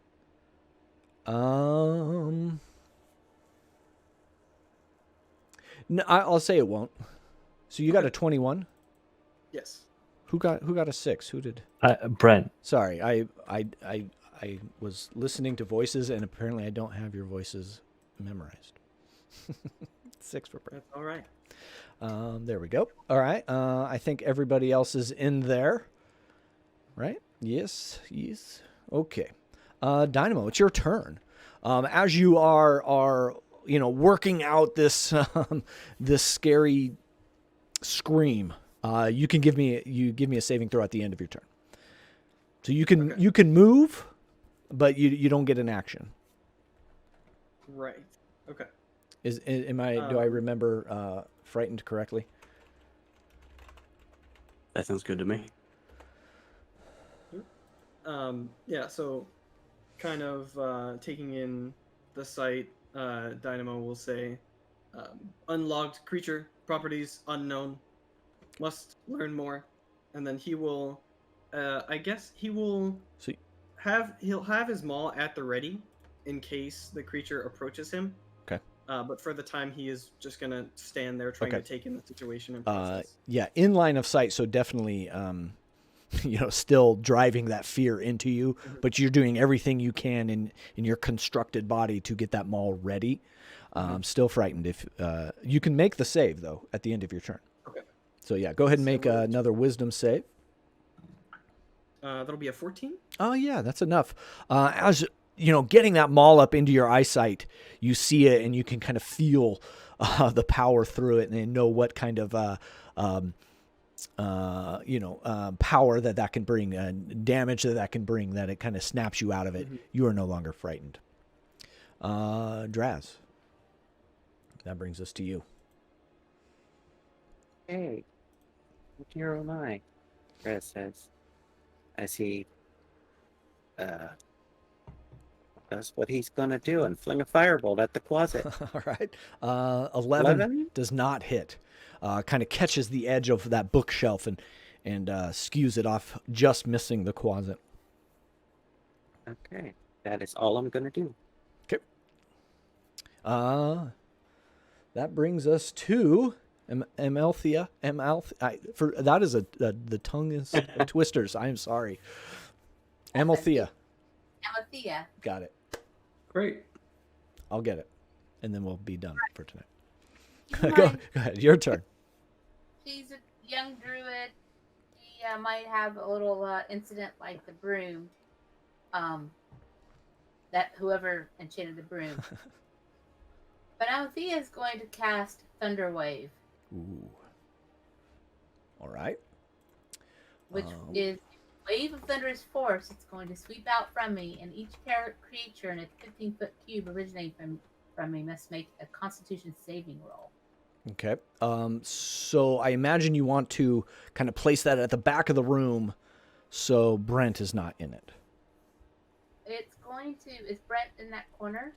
Yeah, he is. He is pretty. He's within melee range of the closet. Yeah, here's the closet. Yeah. Here's Brent, and here's you. Yeah. So here's the thing: is it goes 15 feet, Uh-huh. and so I believe is this going to mean that if it Everyone in the room. Oh shoot. Everyone in the Yeah, room. this might That's be the whole room. this might do the TPK. Yeah, that. It's going to cover the room because a 15-foot cube from you is going to make it to the end of the room. But yeah, it's the entire room. Yep. So everybody in here would have to make that save. Constitution saving throw. Yeah. Mm-hmm. So I would maybe advise against it because 2d8, somebody's 2d8. probably going to go down. Oh wait, this is his Y-hander. Okay. Go big or go home. I mean, Last man's- if you want to do it. I just think it might be a little endangering to the party. If it was just Brent, maybe, Brent saying no, stop. Wait, This could outright kill me. I'll be blunt. Flavin's over in the corner. Yeah, Flavin's taking enough damage to be like the accidental. But in all fairness, keep in mind we are operating as level 1 players or level 1 characters. So that could be something, but no, I won't. I will. I will not. That was. Now you understand why I was talking about the enchanted broom that was left behind. I guess I can't charm that person because it's a creature. You could. You can charm person. It's called charm person, but you can still use it on a creature. Attempt to charm that creature. Okay. Because what the heck? Why not? Again, novice druid. Yeah. First time. Yeah, we'll roll with it. So they have to make a wisdom save. All right, so here we go. Wisdom save. They rolled a 15. I don't know what your save is. Okay.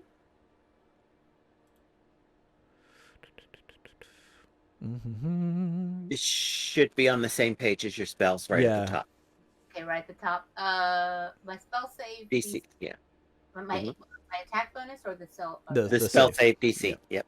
At 13. Okay, so you begin to utter these words towards this creature as it's done forming out of its frog, the froggy visage, and it does not pay mind to you. It does save on its wisdom save there, and it is focused on this gigantic minotaur that is in front of it, that is towering over it. Anything else that you would like to do? That was action. Do you have a bonus action?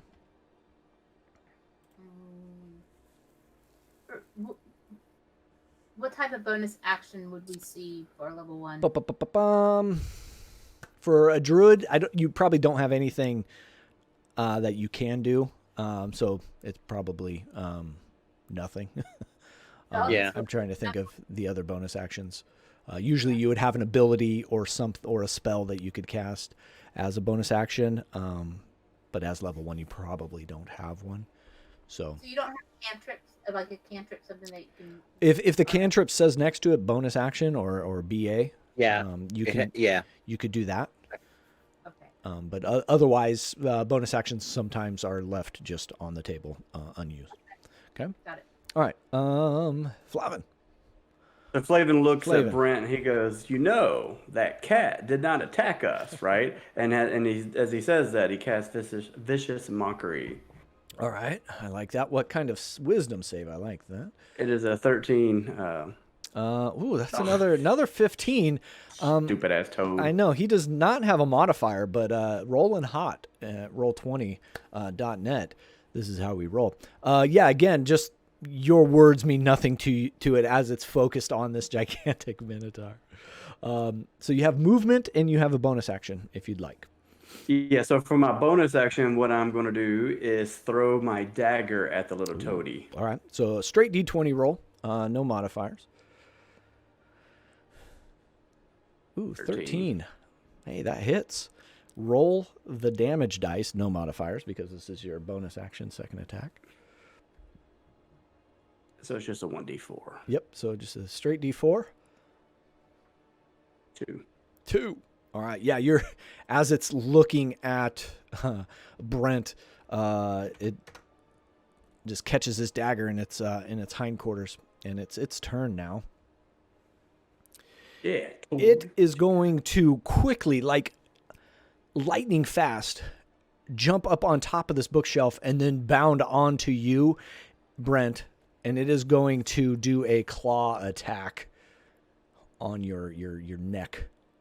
That's a 19 to hit. Ooh. I believe that hits. So you should have on your character sheet AC and a number. Yeah. Yeah, armor class. 13. 13. Yeah, that definitely hits. Oof, my guys. TPK incoming. So you take 7 piercing damage as its teeth sink into like the traps on your gigantic minotaur neck. And then as it's biting down, I need you to give me a Constitution saving throw. So you should have in your list of saves, you're going to click the Constitution. Whew. 19. Oof. 19. All right. Yeah, you just That was kind a good of oof. That's a good oof. That's a good oof, folks. You kind of just like flex your traps and it pushes the fangs of this quasit out of you. and all the poison that it was going to pump into your body kind of just now is on the surface level. Ooh, that was good because that was going to be 6 points of poison damage. Brent, it is now your turn. You have this closet like on your neck. All right. So I'm gonna take my hammer and try to whack him off of me. Okay. Yeah, you're just like take the butt of it and just. Yeah. All right. So give me an attack roll with that hammer. All right. Where do I click here? So it should be your weapon somewhere in D&D. I got 10. You do have a reroll. I think you still have one. If you'd like. Yeah. To let me use that reroll. Because that dagger did a number on this guy. That is it. I did. I got 11. 11. Not quite enough. You're sitting there trying to. It's ducking from side to side, kind of rolling around you that you're not able to get purchase on it. Dynamo, you see this happening. You see that bite happen, and then Brent kind of flailing around for the first time. Wait, I think I have a. Don't I have a bonus action? As a monk, yeah, you should. You should Sorry, be able to. Well, you don't have key points yet, so no flurry of blows. Yeah, but I'm not I think you can make one unarmed strike as a bonus action. Make an unarmed strike. believe, Let's do it. yeah, I believe that's correct. Roll a straight D20. Oh, I have just straight. Yeah, or it should be in your attack. It should unarmed be strike. Yeah, unarmed strike. Yep. Yeah, it says +4 though. Under Okay, action. yeah. Yeah, that's bonus like actions. Yeah, That's you some add crazy your monk shit. dexterity as a monk to your Yeah. unarmed strike. yeah, that's crazy monk shit. It's fine. Crazy Well, monk I got. shit. Yeah. I rolled. I got 7. Yeah, Oh, you bummer. were just having a hard time. This thing being on top of you is just unsettling. Maybe you're envisioning it's actually a cat and just having a hard time with it.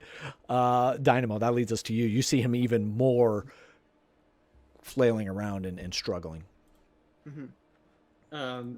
Dynamo will say, strange species of toad, not susceptible to magic, perhaps susceptible to hammer. And will stride across the room and try to just bring the hammer down on top of this creature.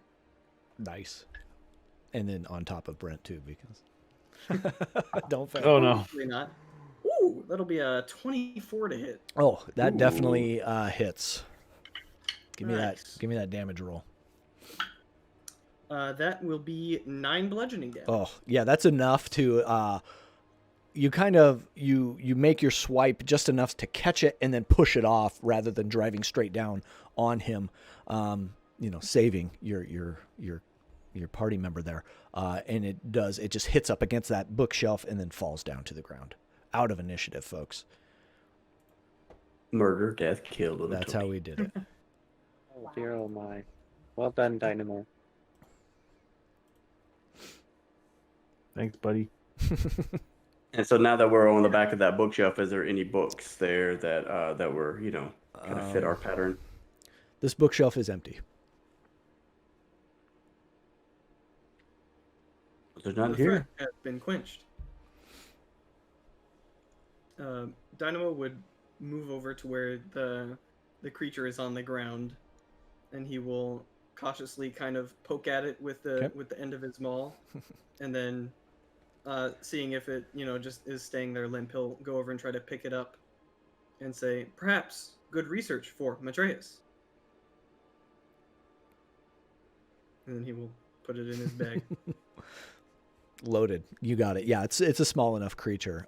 It is, cat size. But yeah, you're. Did it have a name tag? Like the broom? No name tag. Perhaps his eyes cross a little and he kind of. But, But from what you could tell, this room has been cleared. And But no Flavin book. just looks at the group, is like, let's go back up to this other door. Yeah, and as you go up to this other door, this last door in this hallway, you open that up. Again, this one has very astringent smells. You're getting alcohol and brine that is permeating this room. Glass vessels, large and small, standing in rows on the floor and tables ranging from 1 foot to 6 foot tall. Inside each vessel is a body of a creature floating in clear liquid. 1 4-foot tall container is missing its lid with no occupant. Is that bottle labeled Toady? Not labeled.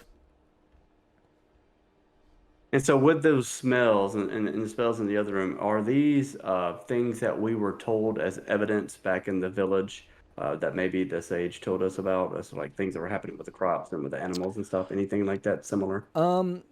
From what you're getting, this place doesn't really have a connection with your hometown. This is more like wrong place, wrong time.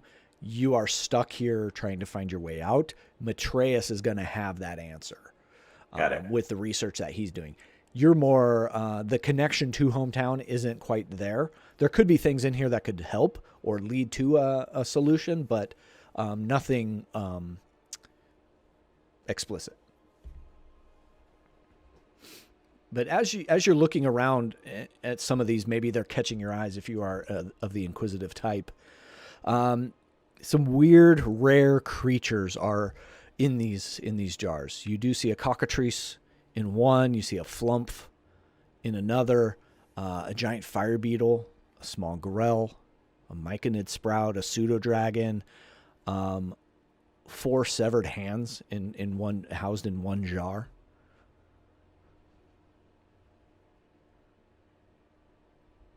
Oh no. Troubling that these things are contained here. And do we know Yeah. what these like special creatures are? Like we would have heard of them, like in our plane. Yeah. The rare as they are, there's enough campfire stories about some of these. You probably haven't encountered any, but there's enough recognition there that you've heard like stories as a child about some of these. And as you're sitting here recalling those stories, you see those severed hands start to wriggle around in that jar, and one goes up to the top, and you can see it starting to twist the lid off. And you can hear like, No. I'm gonna hold the jar closed. yeah, you put Yeah. your cloven hoof on there, and you hold it down, stop it from going, and you see the hand that was doing this kind of go up and try to punch it, and punch, and the other hand is pushing it up and trying to put more pressure on it as you are holding it down. If there isn't anything in this room we need, perhaps we should exit and be sure to shut the door. Yeah, You are wise. no books whatsoever in here. No books. That's what I was gonna say. I'm gonna take a look around quickly in between the things for books, but no books. No books. Let's go. Okay. And I'm wondering, who has those health potions? Can I? I think I'm down to 4, right? Ooh. Yeah, so if you'd like to do that, Yes. it's 2d4 plus 2. Can I take one, guys? Absolutely. That is Sure. fine with me. So anybody, All right. You know, I anybody got a know that? spell. I can do a cure wounds on you if you'd rather do that, and we can I save mean, that. is that something you can do? You might want to save the spells, maybe. Okay, sure. That's Just Yeah, they have limited use, right? yeah, and you only have a certain number where Yeah, the only thing you could do with these healing potions is heal. okay. So, Sounds and- good. So I roll D4 twice. Yeah, 2d4 plus 2. So 2. Yep, and then add 2. Yep, A 1. Oh, that's a bummer. wah, wah. Dropped it. And 3. So I get 6 back. 4 plus 2, Yep, 6. Yep. Very good. Ones always suck. All right, so you guys make your way back up into that study room, and then you're eventually back into that main entry that you were where you began your journey here. So you have the stairs going up. You have a few doors down the hall at the other end of the hallway. And then that kitty's just still kicking it, hanging out. It actually disappeared. Oh, Sorry. Brent, thank God the cat's gone. Yeah, it was. All right, yeah. And so Flavin just kind of walks up to this door, and he's like, "Well, let's just keep going." And he, looked to that door, and he kind of checks and see if it will open. He Yeah. opens it slowly and cautiously this time Yeah. for brooms. Slowly. Aromas of cooking permeate this kitchen. A large iron stove takes up one wall. The rest of the room is filled with large tables and racks lined with hanging pots, pans, cooking utensils. Everything is sparkling clean. With the flapping of wings, 2 small forms land on the nearest table. And it's those same homunculi as the clay figures that you saw downstairs. They bow before you and ask, How can we be of help to our honored guests? Cooking? Cleaning? Mending your clothes? Perhaps. So Flavin looks at these and he kind of returns the bow, with a slight nod to his head. It's like, then he holds up one of the books. He says, "You know where you can find some more of these books? Maybe 5 more of these books?" Festandia wrote those books. Festandia. They are all about. So why there's nothing in the books? Like, is there a secret hidden language in these books? Because, to me, the pages are empty. Master Festandia was a weird one. Where is Festandia? She, we have not seen her in so long. So long, right, Coriander? and the other homunculi kind of turns and looks at him. Right, Cumin. We have not seen her in so long. Neither have we seen Freyat. They warned us not to touch those books. You should put them back. Where are the other books? Maybe we'll put them there with the other books. Festandia was... There's books everywhere. Did you check the library? Yes, got they 2 a libraries. Yeah, that's right. How many libraries are But, there? down the hall. But be careful, there's an imp around. I don't know why Festandia made the imp, but it's around. Dear, oh my. What? Mm. Yeah. Can you tell us of the use of some of the runes that we found just now? Was this from your master? We found a room with various creatures there. She's trying to make more creatures, more friends. But we were being every time she made a new one, we seemed like we were thrown to the side. We didn't like that.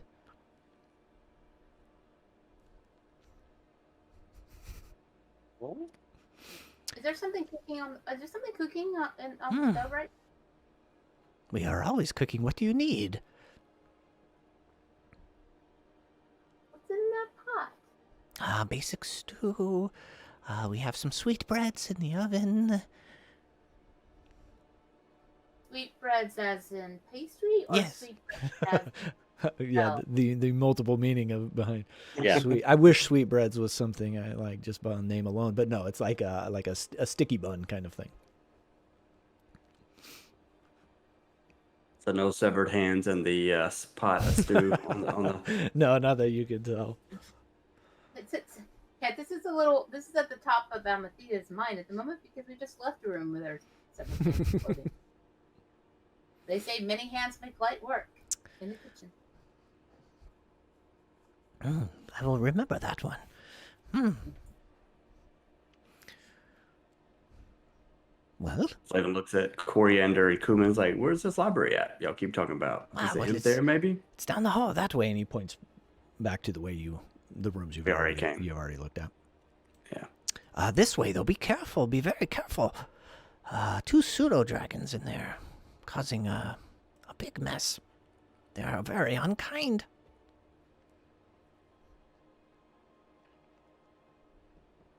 Or not a pseudo dragon, sorry, fairy dragon.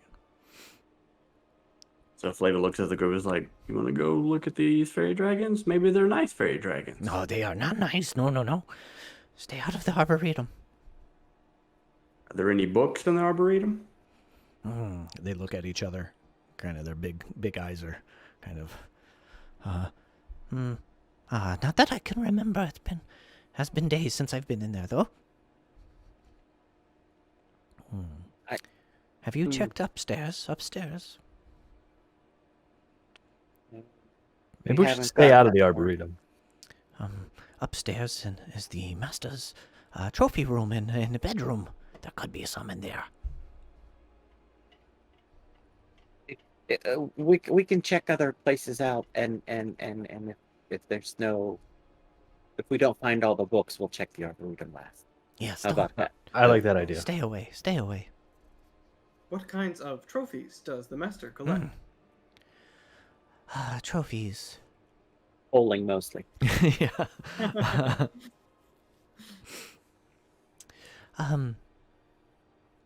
There's a stag, a wolf, a periton.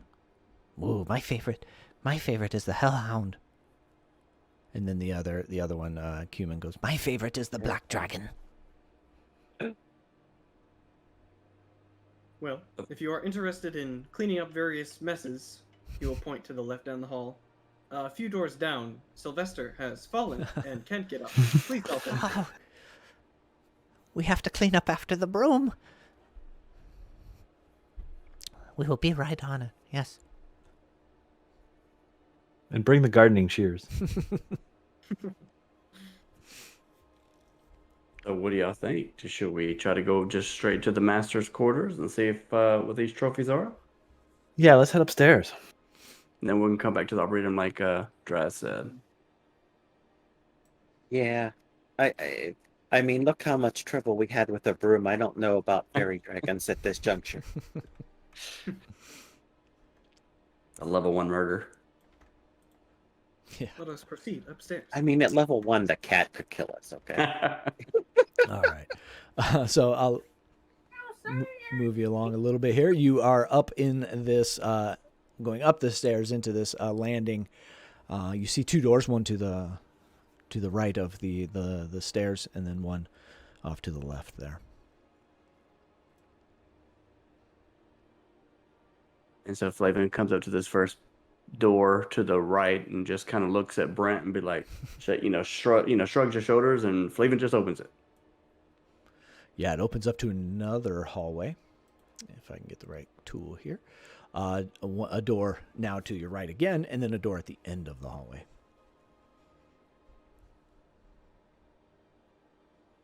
After you, Flavin.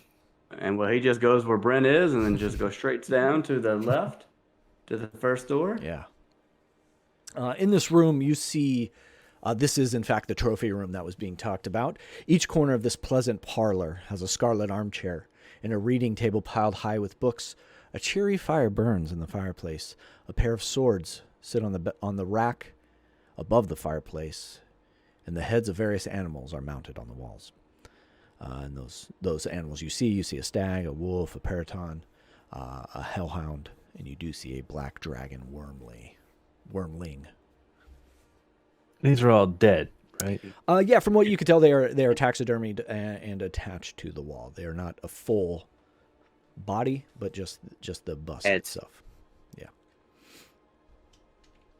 But there are. Did we head to the right room? There are books everywhere in here.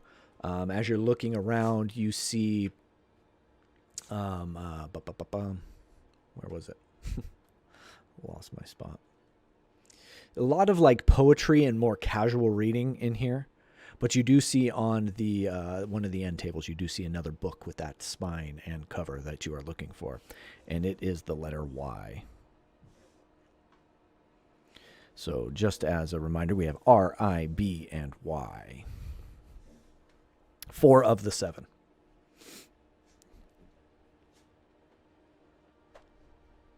Oh man, Amathea just has regulate.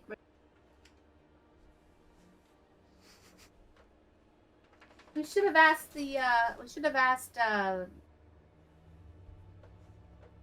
Curry and Cartman. We should have asked what the cat's name was.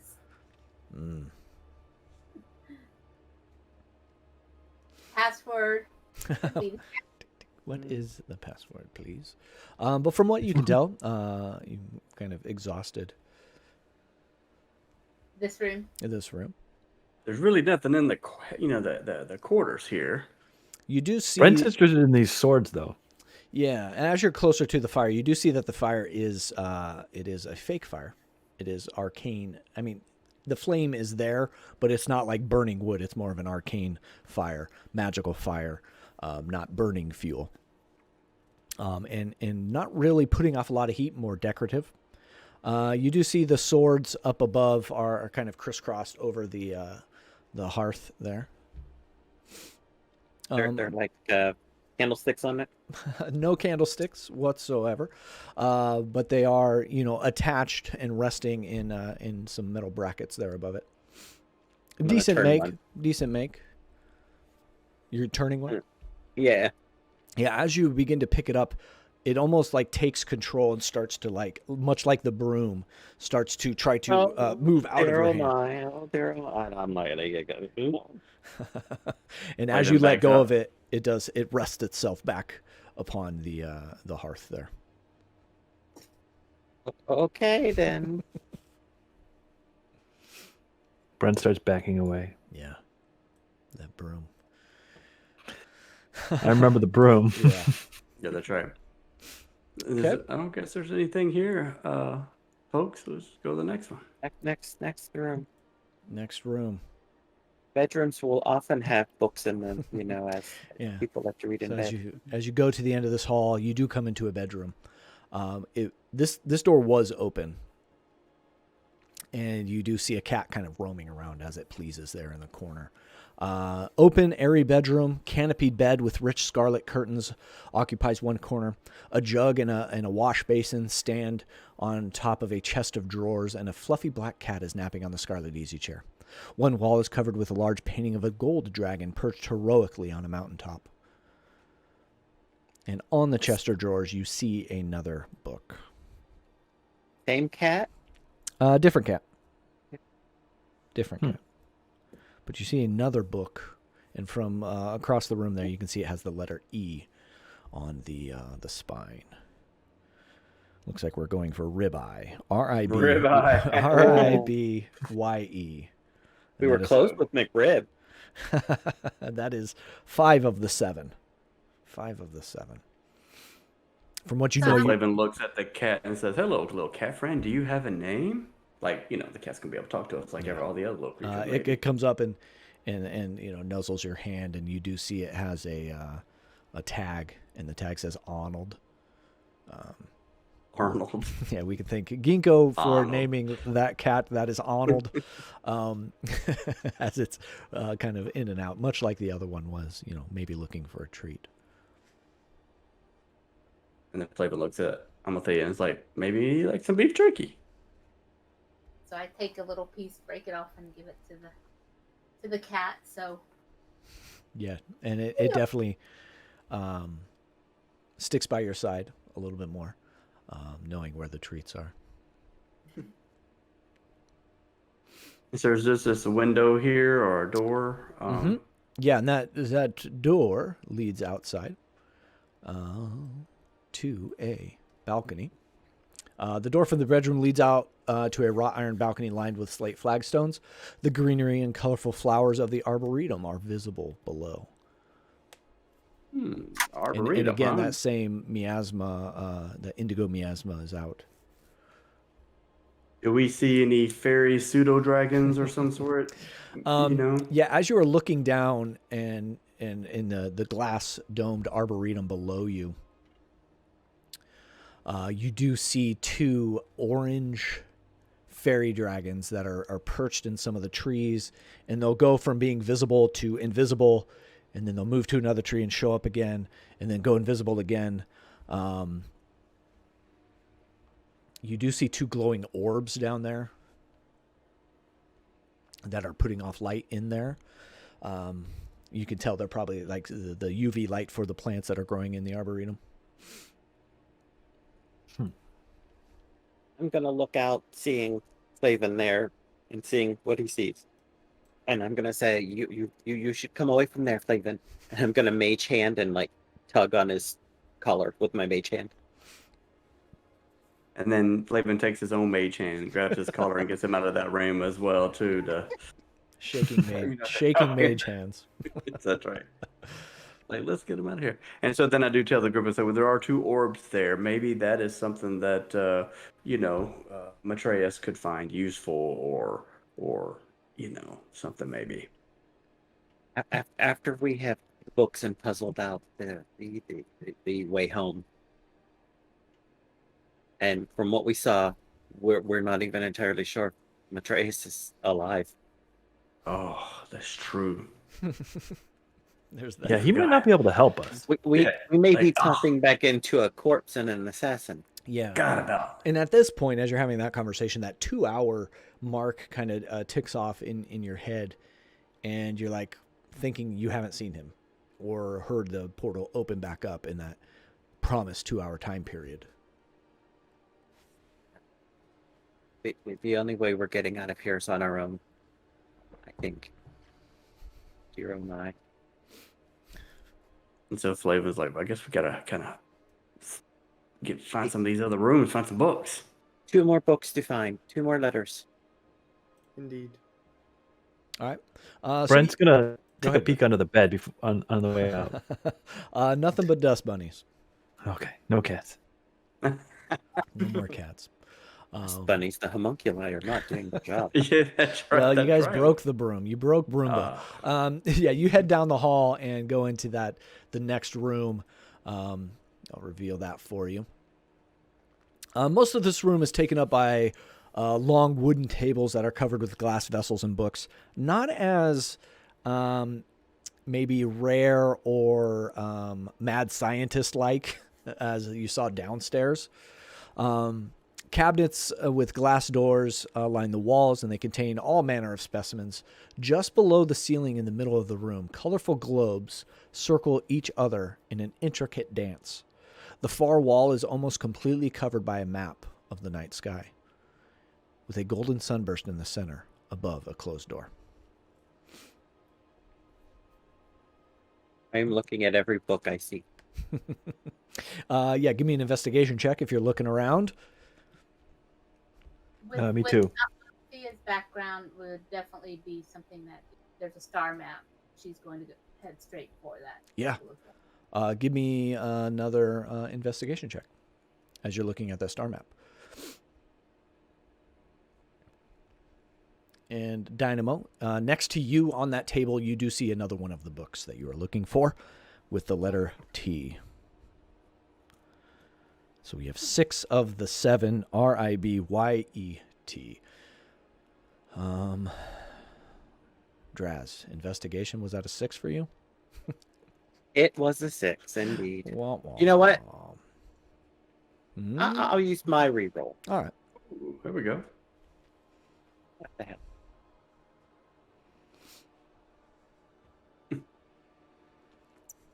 Seven. No. Dude, the rerolls have been just as bad or worse tonight. Yeah. Sorry. That's because Bob donated them. They're bad ones. They're Yeah. bad ones. We had some things happening in the chat. I'm sorry, I'm not paying attention to you all. Homebrew RP, thank you for the raid. Appreciate it. Fleshsmith subscribed for 24 months. That's 2 years, folks. Wow. Fleshsmith, thank you so much for hanging out with us. You should have the oof emote now. I mean, you had it before, but it's new. But you have that one now. Use it. Oofs for the rerolls. Wow, investigations have been kind of bad. Flavin, you've got one though. Yes, 13. Yeah. Yeah. Nothing's really catching your eye. The bookshelves themselves, you do see some skulls and bones, mounted animals, rocks, minerals, dried plants, jars with creatures floating in liquid, but nothing as rare or, like mad scientist like you found downstairs. The books that you're finding are very natural sciences, astronomy, astrology, philosophy, complex charts and formulas. But what is catching your eye is that star map there are 5 bright stars that kind of sticking out among all the other stars.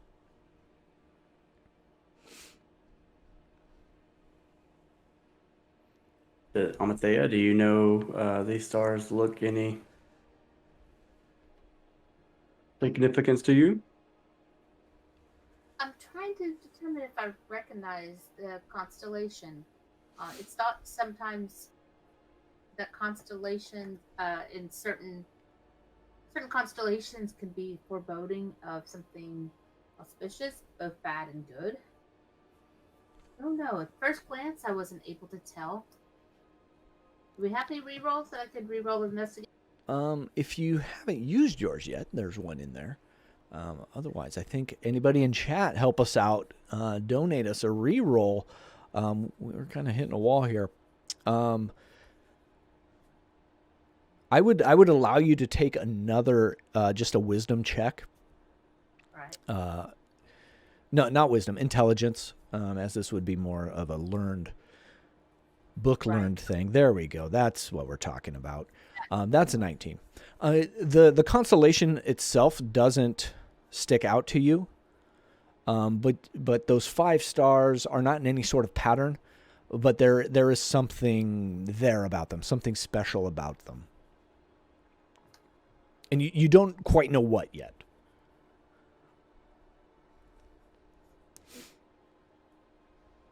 Are they familiar stars? Is it actually a constellation that I would have seen? No, it's not. It's not. We're in different. Yeah. Exactly. Interesting. I don't know. These are very familiar to me. Of course, not like we're seeing our own home sky now, are we? This is true. Is the star map within reach that we can have? It's like taking up above the doorway. So I don't know how tall you are, but someone like Brent, It's like, hey, Brent, points up. would be there. But with a boost, you can get a more of a eye level view. Is it painted onto the wall, or can we pull it off the wall?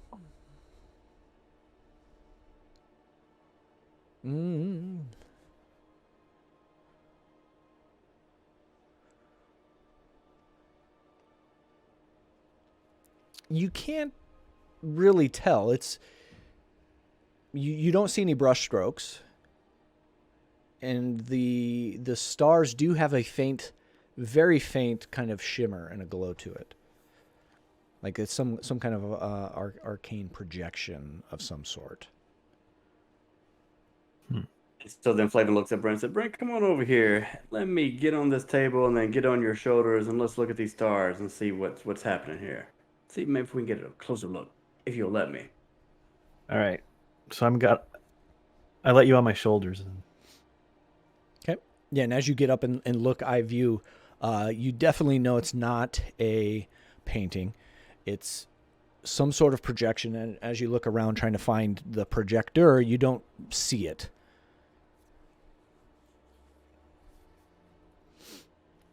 So Flavin looks at the group. It's like, this thing is projected on here. Where is anybody see any kind of source? You said there were some orbs though, in this room flying around. Yeah. So cabinets, glass doors in the middle of the room. Colorful globes circle each other in an intricate dance. So there are these floating globes that are just kind of moving, and they kind of weave in and out of each other a little bit. Is it a pair? How many? 5. Did it say a couple? Colorful globes circle each other in an intricate dance. Yeah, so we'll say there's 3 up there, kind of moving in and out from each other, just circling. Again, they're the same shape and size as those the globes that you saw in the Arboretum from top-down view. So it is almost like an arcane light bulb.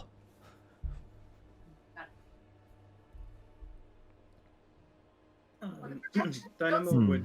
From that. Sorry, what were you saying?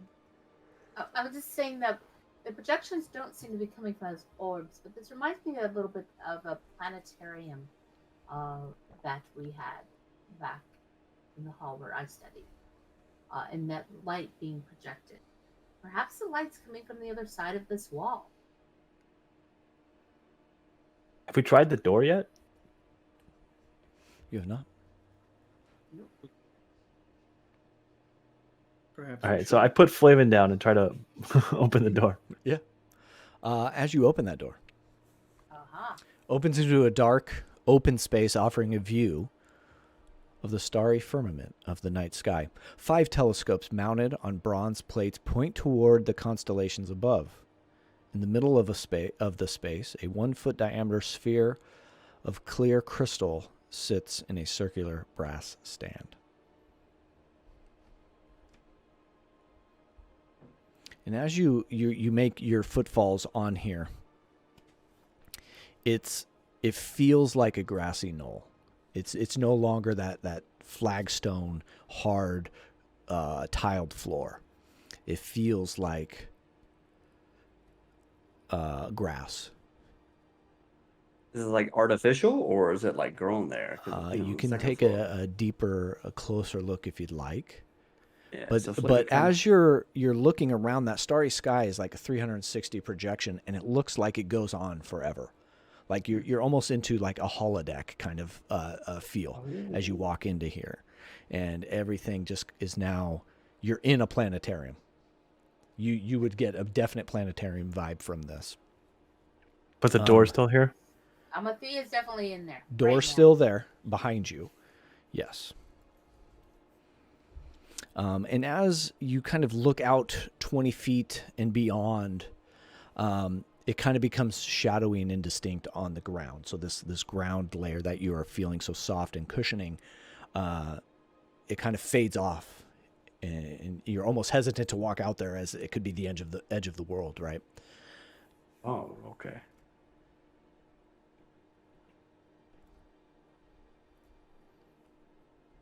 So these telescopes are like in fixed positions, or can they move? Telescopes can move, yeah. And It's as you move one, they're very well balanced, and it's kind of very easy to move around and manipulate into a spot. Well, Flavin, being the curious type, just goes to this first telescope and just looks through it. Okay. Did he die? did he get transported to yet a third plane? Yeah. No, you see that sky, that night sky. Oh, that is what it is. Much Okay. closer now. The telescoping properties are bringing you closer, and you do see. You're not focused on it. It's off in the corner of that telescope now. You see one of those bright golden stars that match ones that you saw out in the other room. Amathea is definitely taking a look through these scopes, taking very great care not to move them from the position, because she's been taught that someone has set it in a fixed position for a very important reason. Yeah, so the base itself is like bolted down and secured to the ground. And if you're looking in the telescope as is without moving it yet, you see a kind of a blank night sky, some stars out there, but you don't catch any of the brighter stars that you can kind of see. You can kind of make them out, but they are not as vibrant as when Flavin looked through one and saw it, and they're not as vibrant as the ones projected on the wall outside of the room. You said there was this thing in the center of the room? Yeah, so in the center of the room is a 1-foot diameter sphere of clear crystal, sitting in a circular brass stand.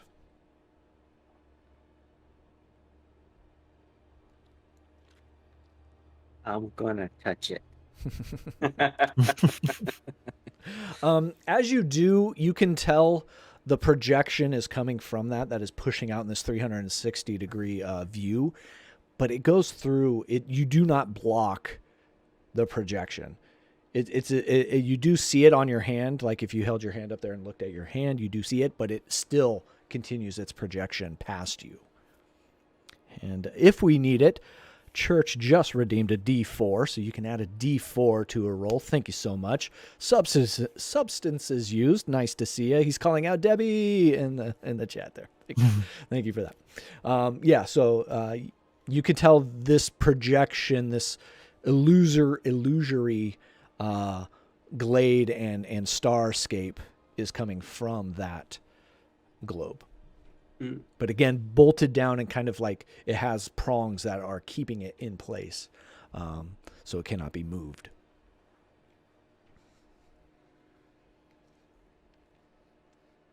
So what happens if you cover the orb? Does all the projections? No, it's still it pulses through anything that you would cover over it. So there's really no stopping the projection. So, is each of the telescopes pointing to one of those 5 stars? They are not. Determine that? They are not. It's the one Flavin looked in and that he moved. He kind of caught one in the corner. The other one that was looked through did not have a one of those bright stars. And enough time in here, you can point them out. You can point out the 5 stars. But they're so far in the distance, they're not like super bright, but you can tell where they are. And there are 5 telescopes? 5 telescopes, 5 stars. Line them up. Yeah, let's point them. Should we point them back. one to each? Okay. Aim one at each. Everybody grab a telescope and aim it at a star, the brightest star. Okay, I got one. Yeah. So it takes you a minute to kind of get it focused in. And once you do that, you get all 5 of them focused in. In that wall across from the door illuminates a door frame, and a door comes into view.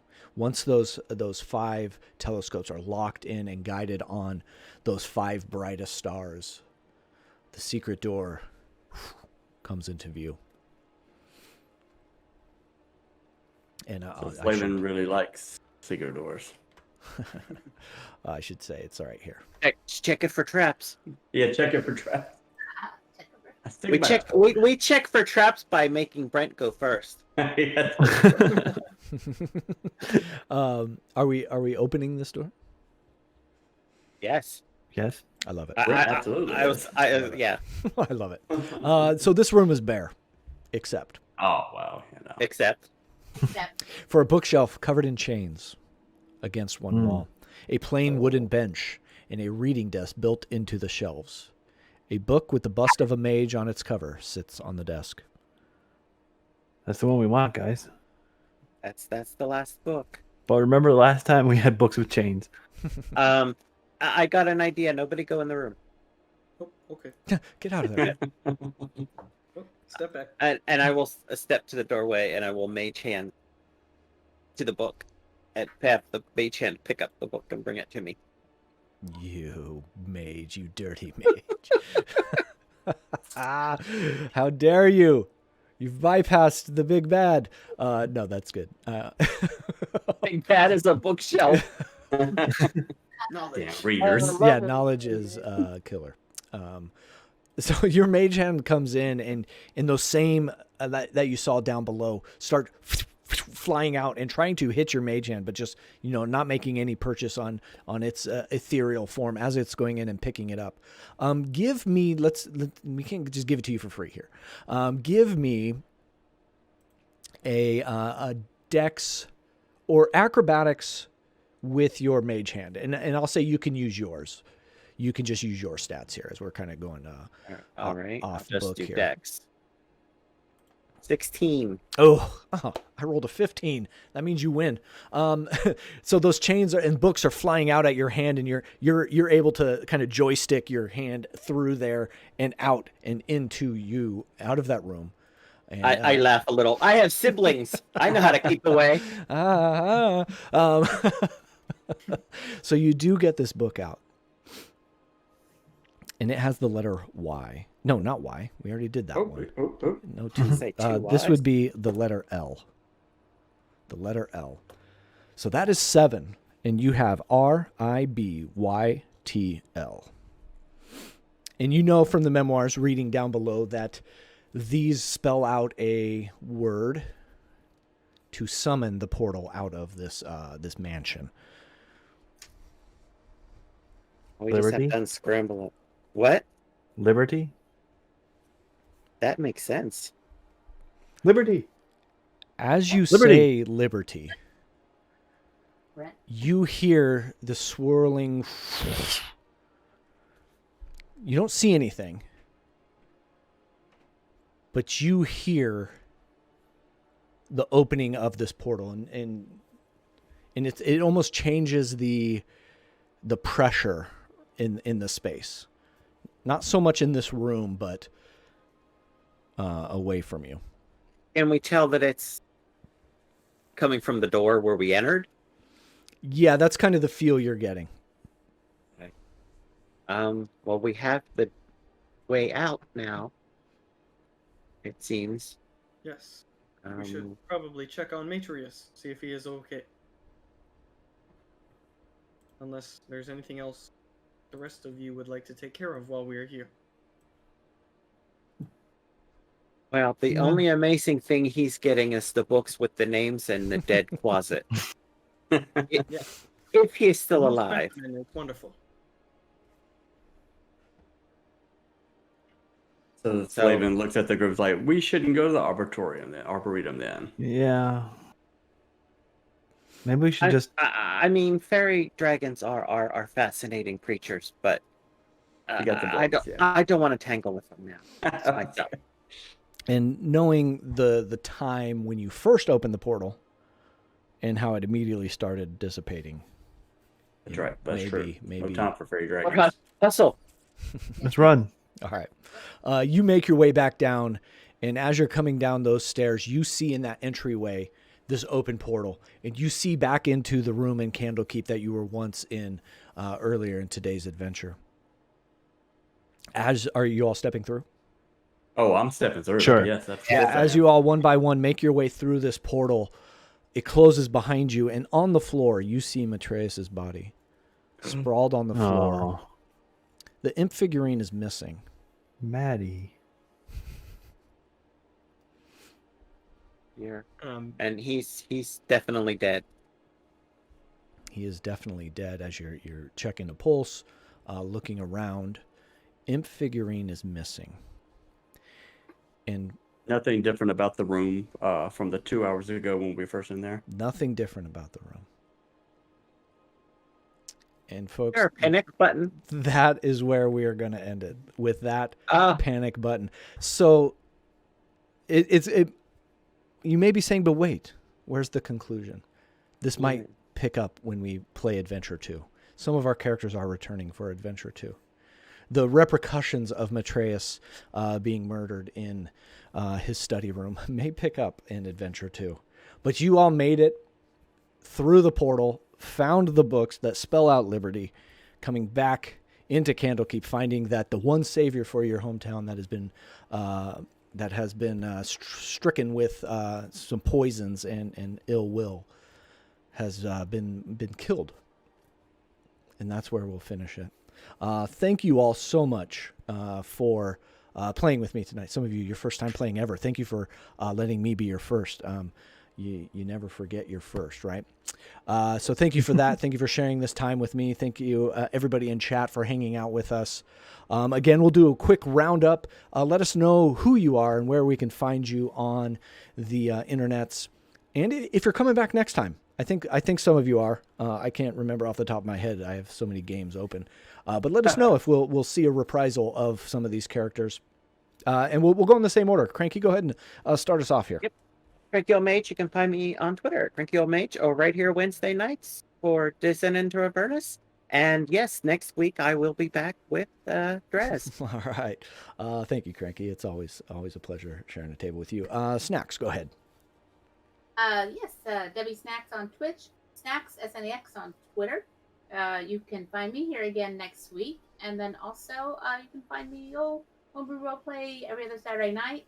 TT2KB Vigilantes of Valandria just did that, so I had her campaign. And Monster of the Week on Thursday night on Brendan's channel. Awesome. And this is Anna So we actually had a cat thing just like we did in the game. It was real life. Thank you, Debbie, for hanging out and playing a game with me tonight. We'll move on up to Tim. Yes, I am Tim. I'm on Twitter at SayYesToTheZest, and I will be returning for the next adventure as well. All right. Thank you, Tim. Great to have you back. It's been a while. Glad to have you back. We'll move on over to London. Yeah, London, it's Dwayne Butcher on the internet. Catch me on all those places. I will not be back for the second adventure, but I will be back for the third adventure, and hopefully we will see how the imp goes. I may be back for the second adventure, and I don't know because it's like May 5th, and that seems like so far away from now. Whatever that one is. Second adventure is in 2 weeks from now, so I think you are on the third adventure, the Book of the Raven, something like that. Moving down, Mick. Yeah, I'm McMastodon at McMastodon on Twitter, and this is the best session I've ever had. Yeah, it's easy when you only got one. Well, I'm glad. Thank you. I didn't take any of the slots for the next few adventures, but I would love to sign up for jump in there as soon as I can. Yeah. So that's a good plug for these adventures. If you would like to be a part of these, we have the first 4 of them full. I don't want to fill too many because we're getting so far in the future. It's hard to plan that far ahead. But if you would like to be have the option to be in some of these, check out our Discord down below. Let us know you want in the Candlekeep Mysteries. We'll get you into the private secret chat. And then from there, that's where all our game planning happens. So let us know if you want to be there. I'm looking forward to round 2. And some of the characters that are coming over, some new characters coming in. It's going to be a great time. With that being said, join us on Wednesday for Descent into Avernus. You'll see myself and Cranky Old Mage again as we, scurry through the live through hell. depths of hell and make it out by the skin of our teeth every single time. Until that one time we don't. It will happen. Hopefully not on this Wednesday. Check us out Sunday for the finale of what will most likely be the finale. I can't guarantee it because Strahd is a tricky character, but that is going to be the finale, all things considered, of our Curse of Strahd campaign that's been going a year plus. So check us out then. How much 2 sucks kill all the characters? One has 1 hit point and he is alone with Strahd and grappled. So it's not looking good for that character. So we'll see how that goes. Again, thank you everybody for hanging out with us on this Monday night. I would raid. I don't know how. Let's see if I can figure out a raid. Hang with us, as I don't usually do the raiding. I don't know if Bob's in chat there. He's probably taking a nap. I don't even know how to do it. I'm sorry to the potential channel that we would have raided. Oh wait a minute. There we go. Do we have anybody streaming? I found out how to do it. I just need a channel. Do we have any other D&D channels out there? Any homebrew rated us? Not that I fall. Otherwise, we would have gone there. Let me see. I do not have any on my list playing currently. Soul Bear RPG. Let's go there. Soul Bear RPG. They are playing the finale of a vampire game. So let's see if we can figure out how to raid there. Let's see. I've never done this before, so thank you for bearing with me. Soul Bear RPG. There we go. That's where we're heading. We're starting the raid. Thank you for hanging out. Tell them FeatherFall sent you. Enjoy. Have a good rest of your week, everybody. We got the awkward 4 seconds. I don't know what to, I never know what to do in this time, other than we'll say bye-bye. Bye-bye. Bye. Bye. Raid now.